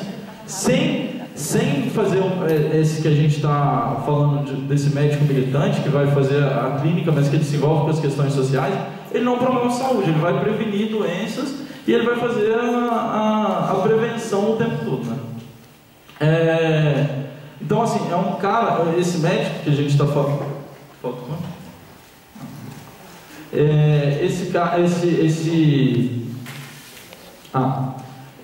Se ele não se envolver com as questões locais, ele não vai entender, por exemplo, que a alta da dengue daquela região não é porque a população está deixando só o pneu do lado de dentro de casa ou água no vasinho. É porque o caminhão de lixo não passa lá. O caminhão de lixo não passa lá, então vai ter entulho acumulando água o tempo todo. E isso vai causar, vai interceder diretamente no aumento de dengue naquele local, né? Existe determinação social nas especialidades? É claro que existe. Eu estava rodando na Coloprocto e aí uma paciente chegou para mim e falou que ela tinha doença de Crohn, né? E ela estava tratando com supositório. Só que diversas vezes lá nos consultórios estava escrito assim: paciente não está tomando medicação adequada, paciente não está tomando medicação, realizando a medicação com a necessidade, com a frequência que necessária. Eu questionei ela, por que ela não está fazendo isso? Ela me explicou que ela trabalhava como faxineira, como diarista. E a medicação que ela estava usando era um supositório. E que depois que ela usava o supositório, em 40 minutos ela tinha que ir ao banheiro. Mas como que ela vai usar o banheiro da patroa dela? Ela ia ser demitida. Então ela não estava usando a medicação dela por uma questão. Então assim, do que eu estava fazendo lá? O que eu estava adiantando na vida daquela pessoa? E ao mesmo tempo, se assim, eu posso interceder então a partir de uma especialidade. É claro que você pode, mas a determinação social na especialidade, você não vai ter um contato contínuo com esse paciente, você não vai conseguir conhecer as determinações sociais a que ele está envolvido diretamente, né? Então, na minha opinião, ela é um cuidado bem limitado, né? É um cuidado que a gente faz bem limitado. E os programas de saúde que a gente tem hoje no Brasil, eles reforçam essa segunda lógica que a gente estava falando, desse médico generalista. Porque você imagina um médico de família hoje, eu estava no internato rural e a gente tinha 14 a 18 pacientes por turno, né? Então a gente renovava um monte de receita, a gente não tinha um atendimento por muito tempo, não conversava por muito tempo, que dirá fazer uma visita domiciliar, era uma vez ou outra durante o semestre. Mas mesmo que a gente tivesse muito tempo, né, se fossem 9 pacientes, o médico que a gente forma hoje, ele ia atender os 9 pacientes no mínimo de tempo possível e ir embora para casa o mais cedo possível, né? Por quê? Porque, e aí é onde eu queria chegar, um pouco para fazer a conclusão, né? Que não adianta só jogar esse médico, e as diretrizes curriculares, eu acho que elas pecam muito nesse sentido. Porque não adianta só jogar o médico na atenção básica, inverter a carga curricular, né? Porque uma ação sem reflexão não gera transformação, né? Diz Paulo Freire. Porque a gente tem vários exemplos, a Unirg mesmo, lá no Centro-Oeste, é um exemplo de uma universidade que pauta a atenção básica desde o início do curso. O médico, o aluno que chega, quando ele chega no 5º ano, o que ele mais quer é prestar uma residência de uma cirurgia, né? Então assim, não adiantou ele ficar o tempo todo na atenção básica, que ele não vai gerar uma reflexão, não vai gerar uma transformação sem ter alguém para fazer essa reflexão, sem fazer esse debate da determinação social. E esses programas, o Provável, Mais Médicos, a intenção não é mudar a questão desse adoecimento. A questão ele pode ter até algum impacto em índice de saúde, mas ele é muito limitado. Ele é limitado porque ele ainda mantém as privatizações na rede, os raios-x no interior, né? As farmácias populares continuam. Ele não tem o vínculo empregatício, então como é que você vai cobrar alguma coisa, como é que você vai organizar um trabalhador local, né? E meu último exemplo é das castanheiras, que eu já falei algumas vezes na ICEM, que ele já foi na ICEM, já ouviu sobre ele, né? Que a gente estava no internato rural, que é o meu único estágio na atenção básica durante o internato inteiro. E aí, nesse internato rural, eu estava recebendo vários pacientes com problemas pulmonares. E aí, uns 2 ou 3 pacientes em seguida, de problemas pulmonares. Assim.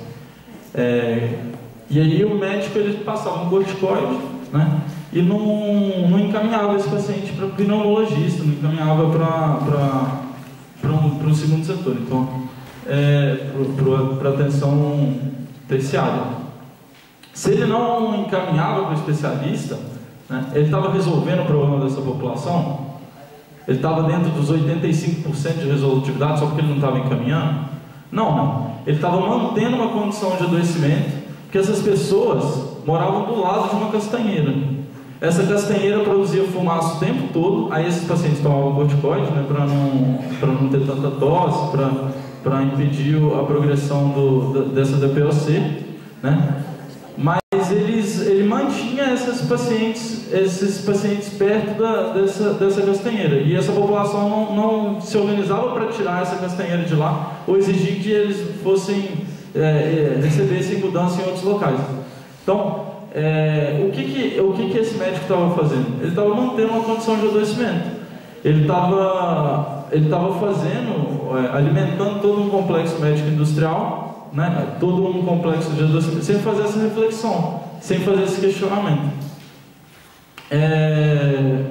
Então, o que a gente conclama a DENIM para fazer é fazer um pouco do resgate da reforma sanitária e tratar a saúde como um direito, né, de fato como um direito. E aí eu queria terminar com um trecho do relatório do relatório final da 8ª conferência, que é assim: em seu sentido mais abrangente, a saúde é resultante das condições de alimentação, habitação, educação, renda, meio ambiente, trabalho, transporte, emprego, lazer, liberdade, acesso e posse de terra e acesso a serviços de saúde. Coloca acesso a serviços de saúde no último ponto. É assim, antes de tudo, o resultado das formas de organização social da produção, as quais podem gerar grandes desigualdades nos níveis de vida. Deste conceito amplo de saúde, dessa noção de direito como conquista social, emerge a ideia de que o pleno exercício do direito à saúde implica garantir trabalho com condições dignas, com amplo conhecimento e controle dos trabalhadores sobre o processo e o ambiente de trabalho, alimentação para todos segundo as suas necessidades, moradia higiênica e digna, educação e informação plenos, qualidade adequada do meio ambiente, transporte seguro e acessível, repouso, lazer e segurança, participação da população na organização, gestão e controle dos serviços e ações de saúde, direito à liberdade, à livre organização e expressão, acesso universal e igualitário aos serviços setoriais em todos os níveis. Porque lutar por saúde não é só lutar por um acesso ao serviço de saúde, é lutar por tudo isso, entendeu? E a gente quer saúde como um direito e não mais como uma mercadoria. É isso. Obrigado.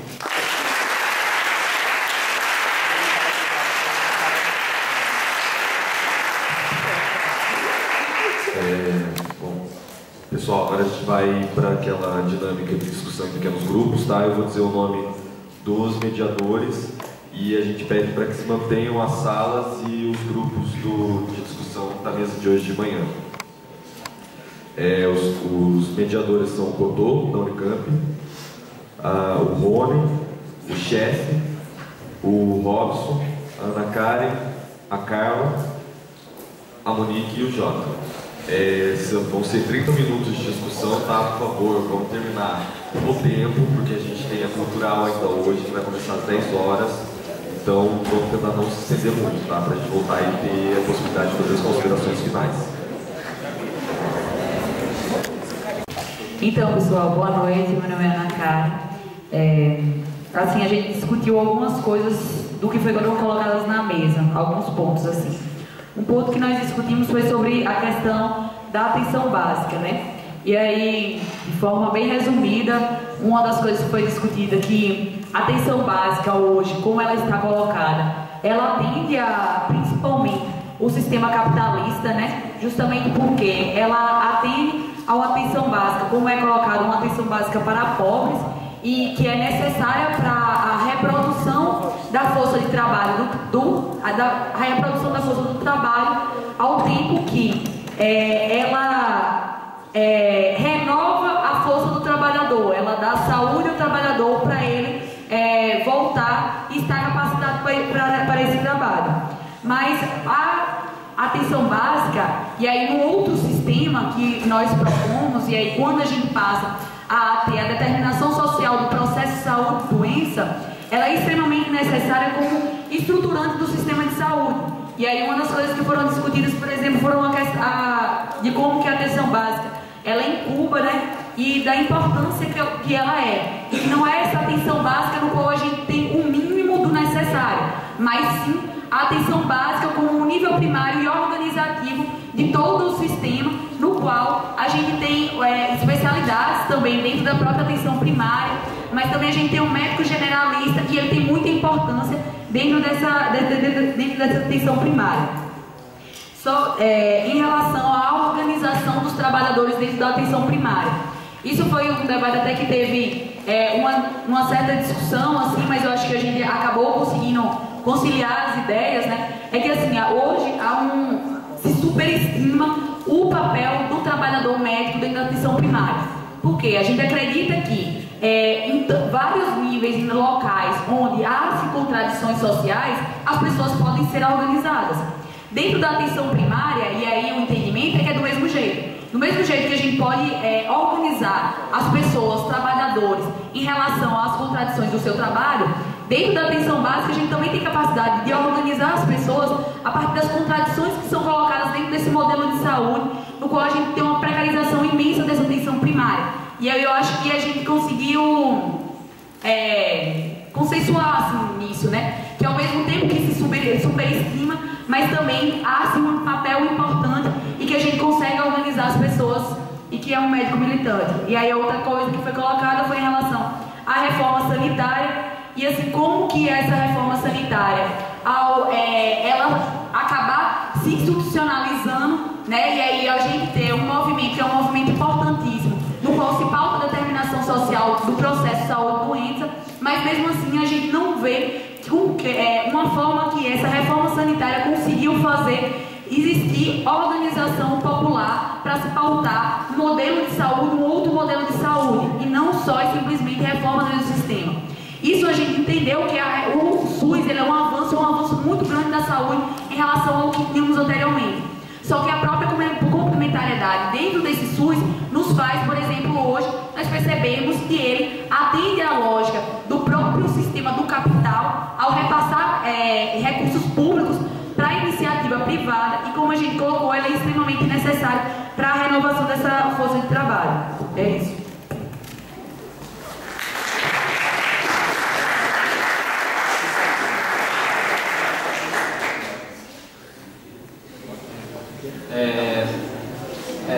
A gente começou a discussão com uma fala tentando sintetizar um pouco um eixo central entre todas as diversas falas, na verdade, entre todo o encontro, que foi de que a gente precisa de estruturação da atenção básica para que ela seja realmente efetiva, né? E de que o processo de adoecimento ele vai muito além daquilo que é biológico, né? E intervir nisso é papel do médico, papel social e no seu papel também de correlacionar a sua atuação junto da população.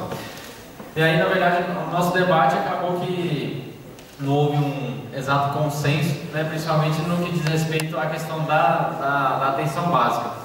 E aí, assim, a discussão ficou, né, numa defesa assim, da atenção básica como meio, né, como potencializadora das lutas, como instrumento de organização da população, como eixo central do sistema de saúde, como talvez um dos principais cenários de militância, né, e como devido ao seu nível de atenção que a gente deve defender para realmente estruturar, né. E algumas defesas foram no sentido de que, na verdade, a determinação social está presente em todos os níveis de atenção, então a gente tem que garantir a luta e os espaços e a atuação nossa potencializada dentro de todos os níveis de atenção e tendendo a defender todos de uma maneira igual. Não a atenção básica, ela como estruturante do sistema de saúde, né? Mas ficou muito claro de que a nossa atuação tem que ser dentro da determinação social e que enquanto a gente não pautar isso, enquanto profissional ou não tiver uma formação médica voltada para isso, a nossa luta ainda vai ser muito limitada, muito pouco efetiva e, na verdade, a gente vai continuar apenas reproduzindo o que o complexo médico industrial coloca para a gente. Algumas falas ainda foram no sentido da questão da medicalização da vida,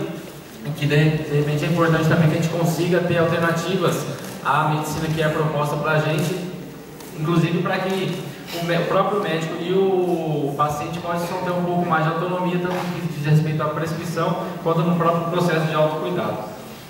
Mas eu acho que é basicamente isso. Assim, foi colocado também a questão da 8ª Conferência Nacional de Saúde, que o que ela preconizava, né, trazendo aí as questões da própria reforma sanitária, não foi o que saiu no papel no SUS, e a defesa do SUS, ela por si só ainda é muito limitada, porque a gente tem que defender um SUS para além do que a gente tem hoje, né? Um SUS pelo que se defendia, pelo que os movimentos sociais aí do final da década de 70 e 80 defendiam, combinando com a reforma sanitária, estava a conferência, e esse talvez tenha que ser o nosso principal norte de luta.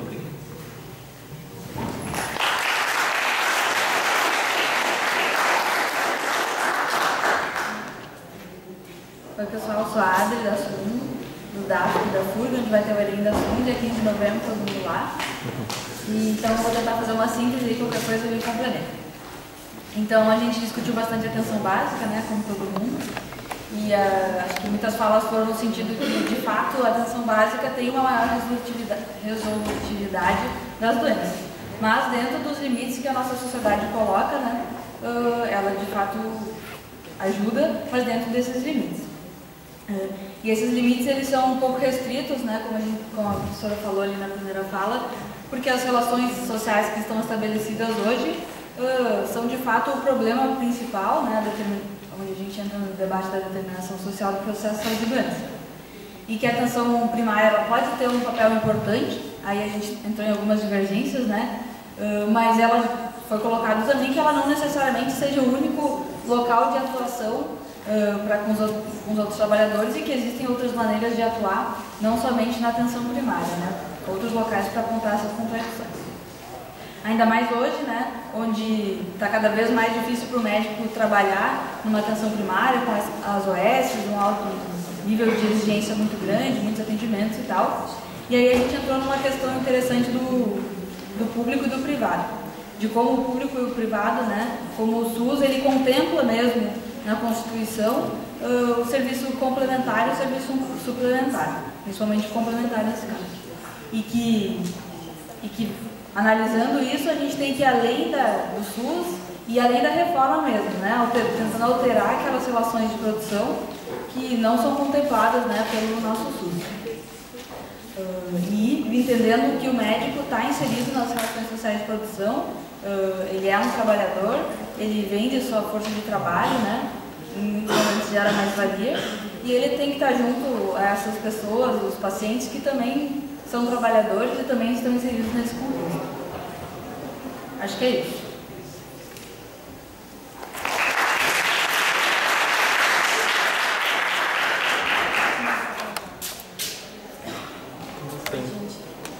Oi, boa noite.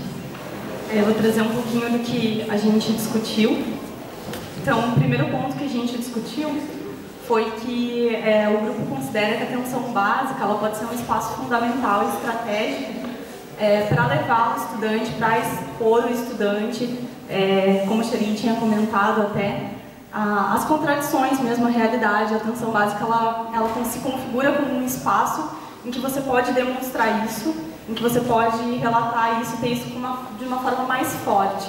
Mas é óbvio que a simples exposição da pessoa às contradições, ela não basta, né? Ela tem que ser precedida de uma crítica, de uma reflexão, e após essa exposição da mesma forma, né? Aí o papel de uma condução, de uma orientação, dos nossos docentes estarem preparados.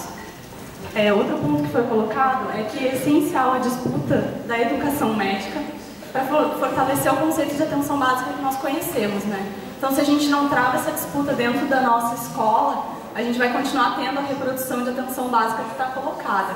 Então, é preciso também que a gente lute dentro da nossa escola para rever quais são os conceitos em que estão fundamentados a atenção básica.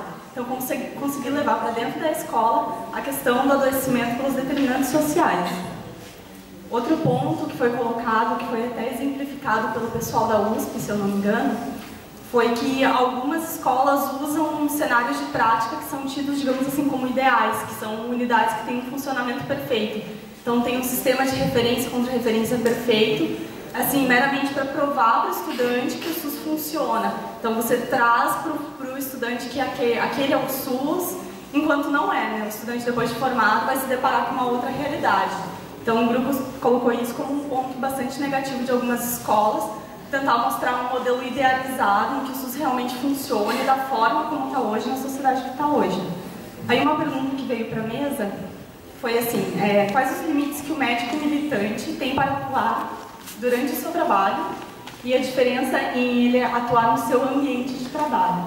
Então, ele atuar com o seu paciente enquanto ele está lá e ele atuar na comunidade ou até mesmo dentro da unidade de saúde. É isso.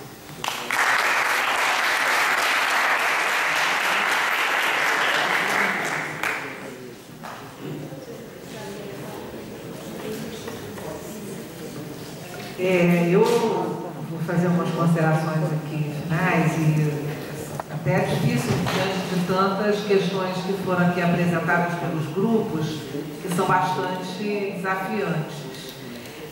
Concordo, né, bastante com a colocação que foi feita aqui, embora a atenção primária realmente deva ser estruturante, o espírito crítico contra os interesses econômicos do complexo médico-industrial tem que estar presente em todas as áreas da medicina, em todos os níveis de atenção, né, desde a atenção básica, média e alta complexidade, obviamente. E também, né, a concepção da determinação social. Então, isso eu concordo também. Eu acho que a gente tem que, às vezes, fazer um esforço de entender os fenômenos da vida social como contradições, né? A gente vive um conjunto de contradições, que significa a gente não ter uma visão unilateral das coisas, ou seja, tudo tem os seus lados positivos e os seus lados negativos. Eu acho que nesse caso, que foi colocado aqui na atenção primária, eu me vejo bastante nisso, porque ao mesmo tempo que ela hoje é uma política focalizada, né, ela tem um potencial de crítica, né, também dentro dela, ao modelo. Né? O aspecto principal dela é a focalização, eu não tenho nem dúvida. Agora, o fato dela ter esse potencial transformador implica que vai depender muito de nós, né? Tá brigando para que esse potencial seja colocado, né? Eu acho que isso é importante. Uma outra coisa que eu gostaria de comentar diz respeito ao problema do SUS e da reforma sanitária. Olha só.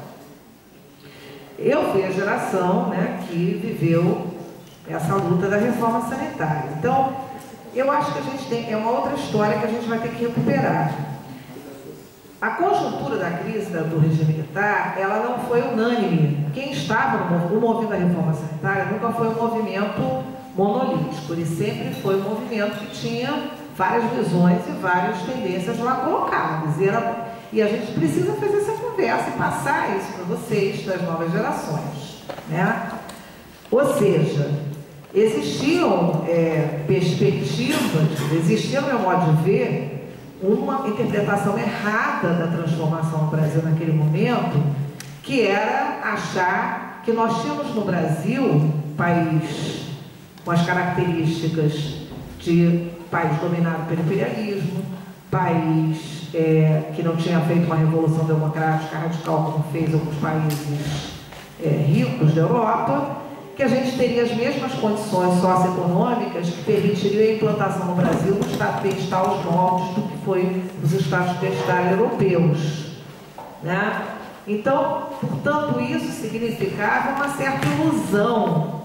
E foi uma ilusão, né, que se consolidou na Constituição de 88, de que era possível construir um Estado de bem-estar. O Estado de bem-estar europeu teve um elemento que a gente não teve mais, logo no ano seguinte com o Collor, né, foi o fim das ilusões, que é achar que a nossa classe dominante, a burguesia, como foi a burguesia lá, na Suécia, na Dinamarca, na Inglaterra, que a nossa burguesia poderia ser uma burguesia independente e progressista. Ou seja, teve um movimento social grande, potente, que conseguiu inscrever uma série de direitos importantes na Constituição, né? Mas, no ano seguinte, todo mundo, né, começou a criar, né, todo o movimento para destruir tudo que foi construído em 88, é o que a gente vive até hoje. Né? Uma classe dominante nossa que não tem nada de progressista, não tem nada de democrática, é submetida aos interesses econômicos externos e por aí vai. Então ela não foi, na Europa, a burguesia foi aliada em determinado momento, no neoliberalismo, né, ela volta atrás, mas no momento da construção dos estados, né, de bem-estar, ela se aliou a uma construção social-democrática. No entanto, aqui nunca a gente teve isso. Concluindo, eu vejo que o problema nosso da reforma democrática, do SUS, da saúde e direito de todos, é um problema que está muito além do que a gente pode construir dentro dos atuais marcos do nosso Estado submetido. Né? Para mim é um problema da revolução.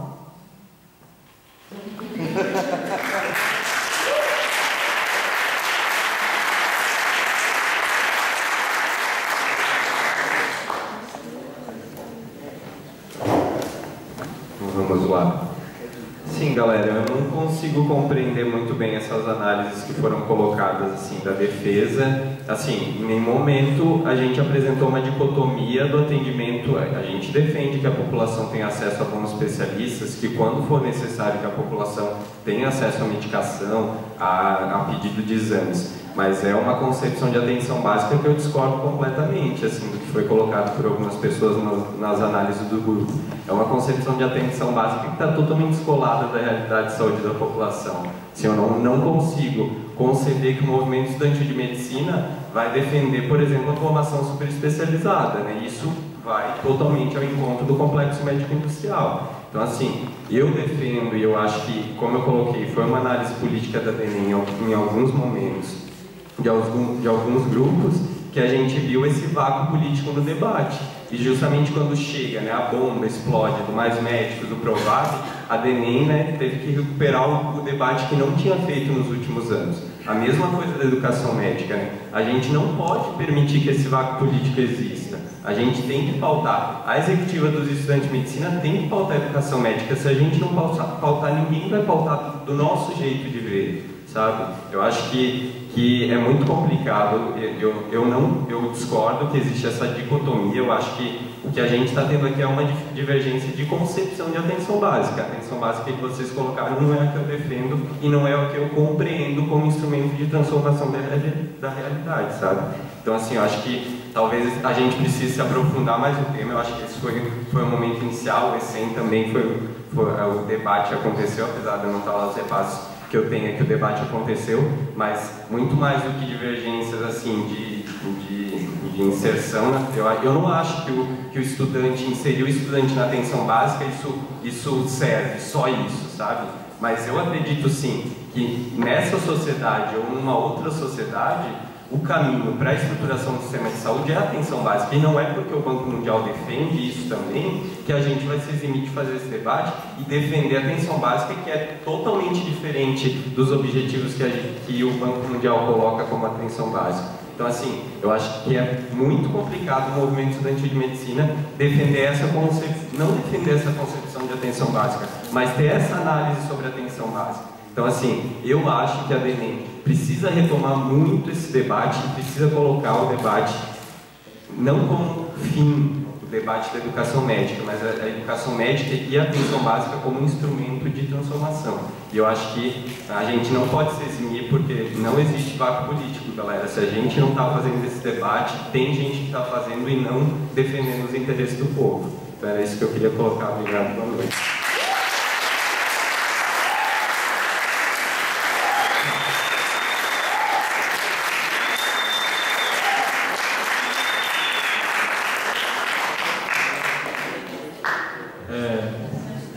Acho que os dois me contemplaram, né? E eu acho que assim, só discordar um pouco assim do resgate que foi feito, é porque quando a gente fala da reforma sanitária, a gente não defende assim. Eu estava discutindo isso até com a Ana Karen.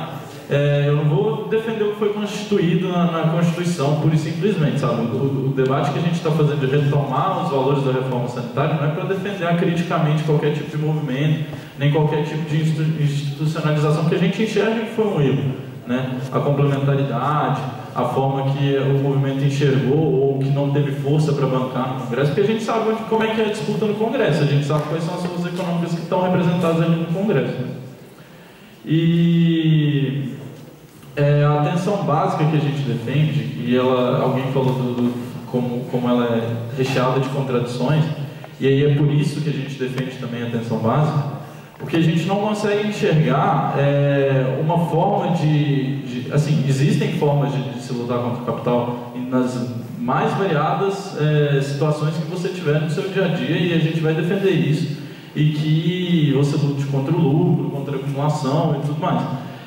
Só que a gente enxerga que a atenção básica tem esse potencial maior do que as especialidades, porque a gente não consegue conceber, por exemplo, um cirurgião, um anestesista, por exemplo, fazendo um debate com os pacientes na profundidade que um profissional da atenção básica faz, entendeu? Com a profundidade das contradições que estão expostas ali com aquele paciente.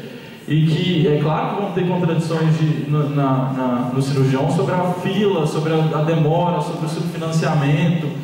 Isso tudo é possível de se fazer, só que as pautas que pegam mais para essa população é a falta de saneamento básico, é a falta de pavimentação na rua dela, é a falta de moradia, é a falta de energia, é isso que está pegando, entendeu? E é isso que a gente tem que denunciar, e é isso que a gente consegue lutar por uma ambulância para aquela população e tudo mais.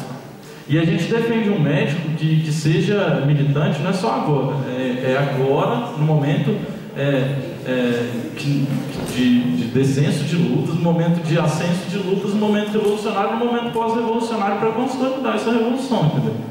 Porque assim como Cuba, que a Ana Karen bem citou, é o médico que participa dos comitês de defesa da revolução. São as pessoas que estão lá envolvidas que vão participar dessas coisas, porque elas vão continuar tendo problemas no sistema de saúde, vão continuar tendo demandas no seu sistema de saúde, e essas pessoas precisam estar capacitadas para lutar por isso, em todos os níveis de atenção, em especial na atenção básica. É isso. Obrigado.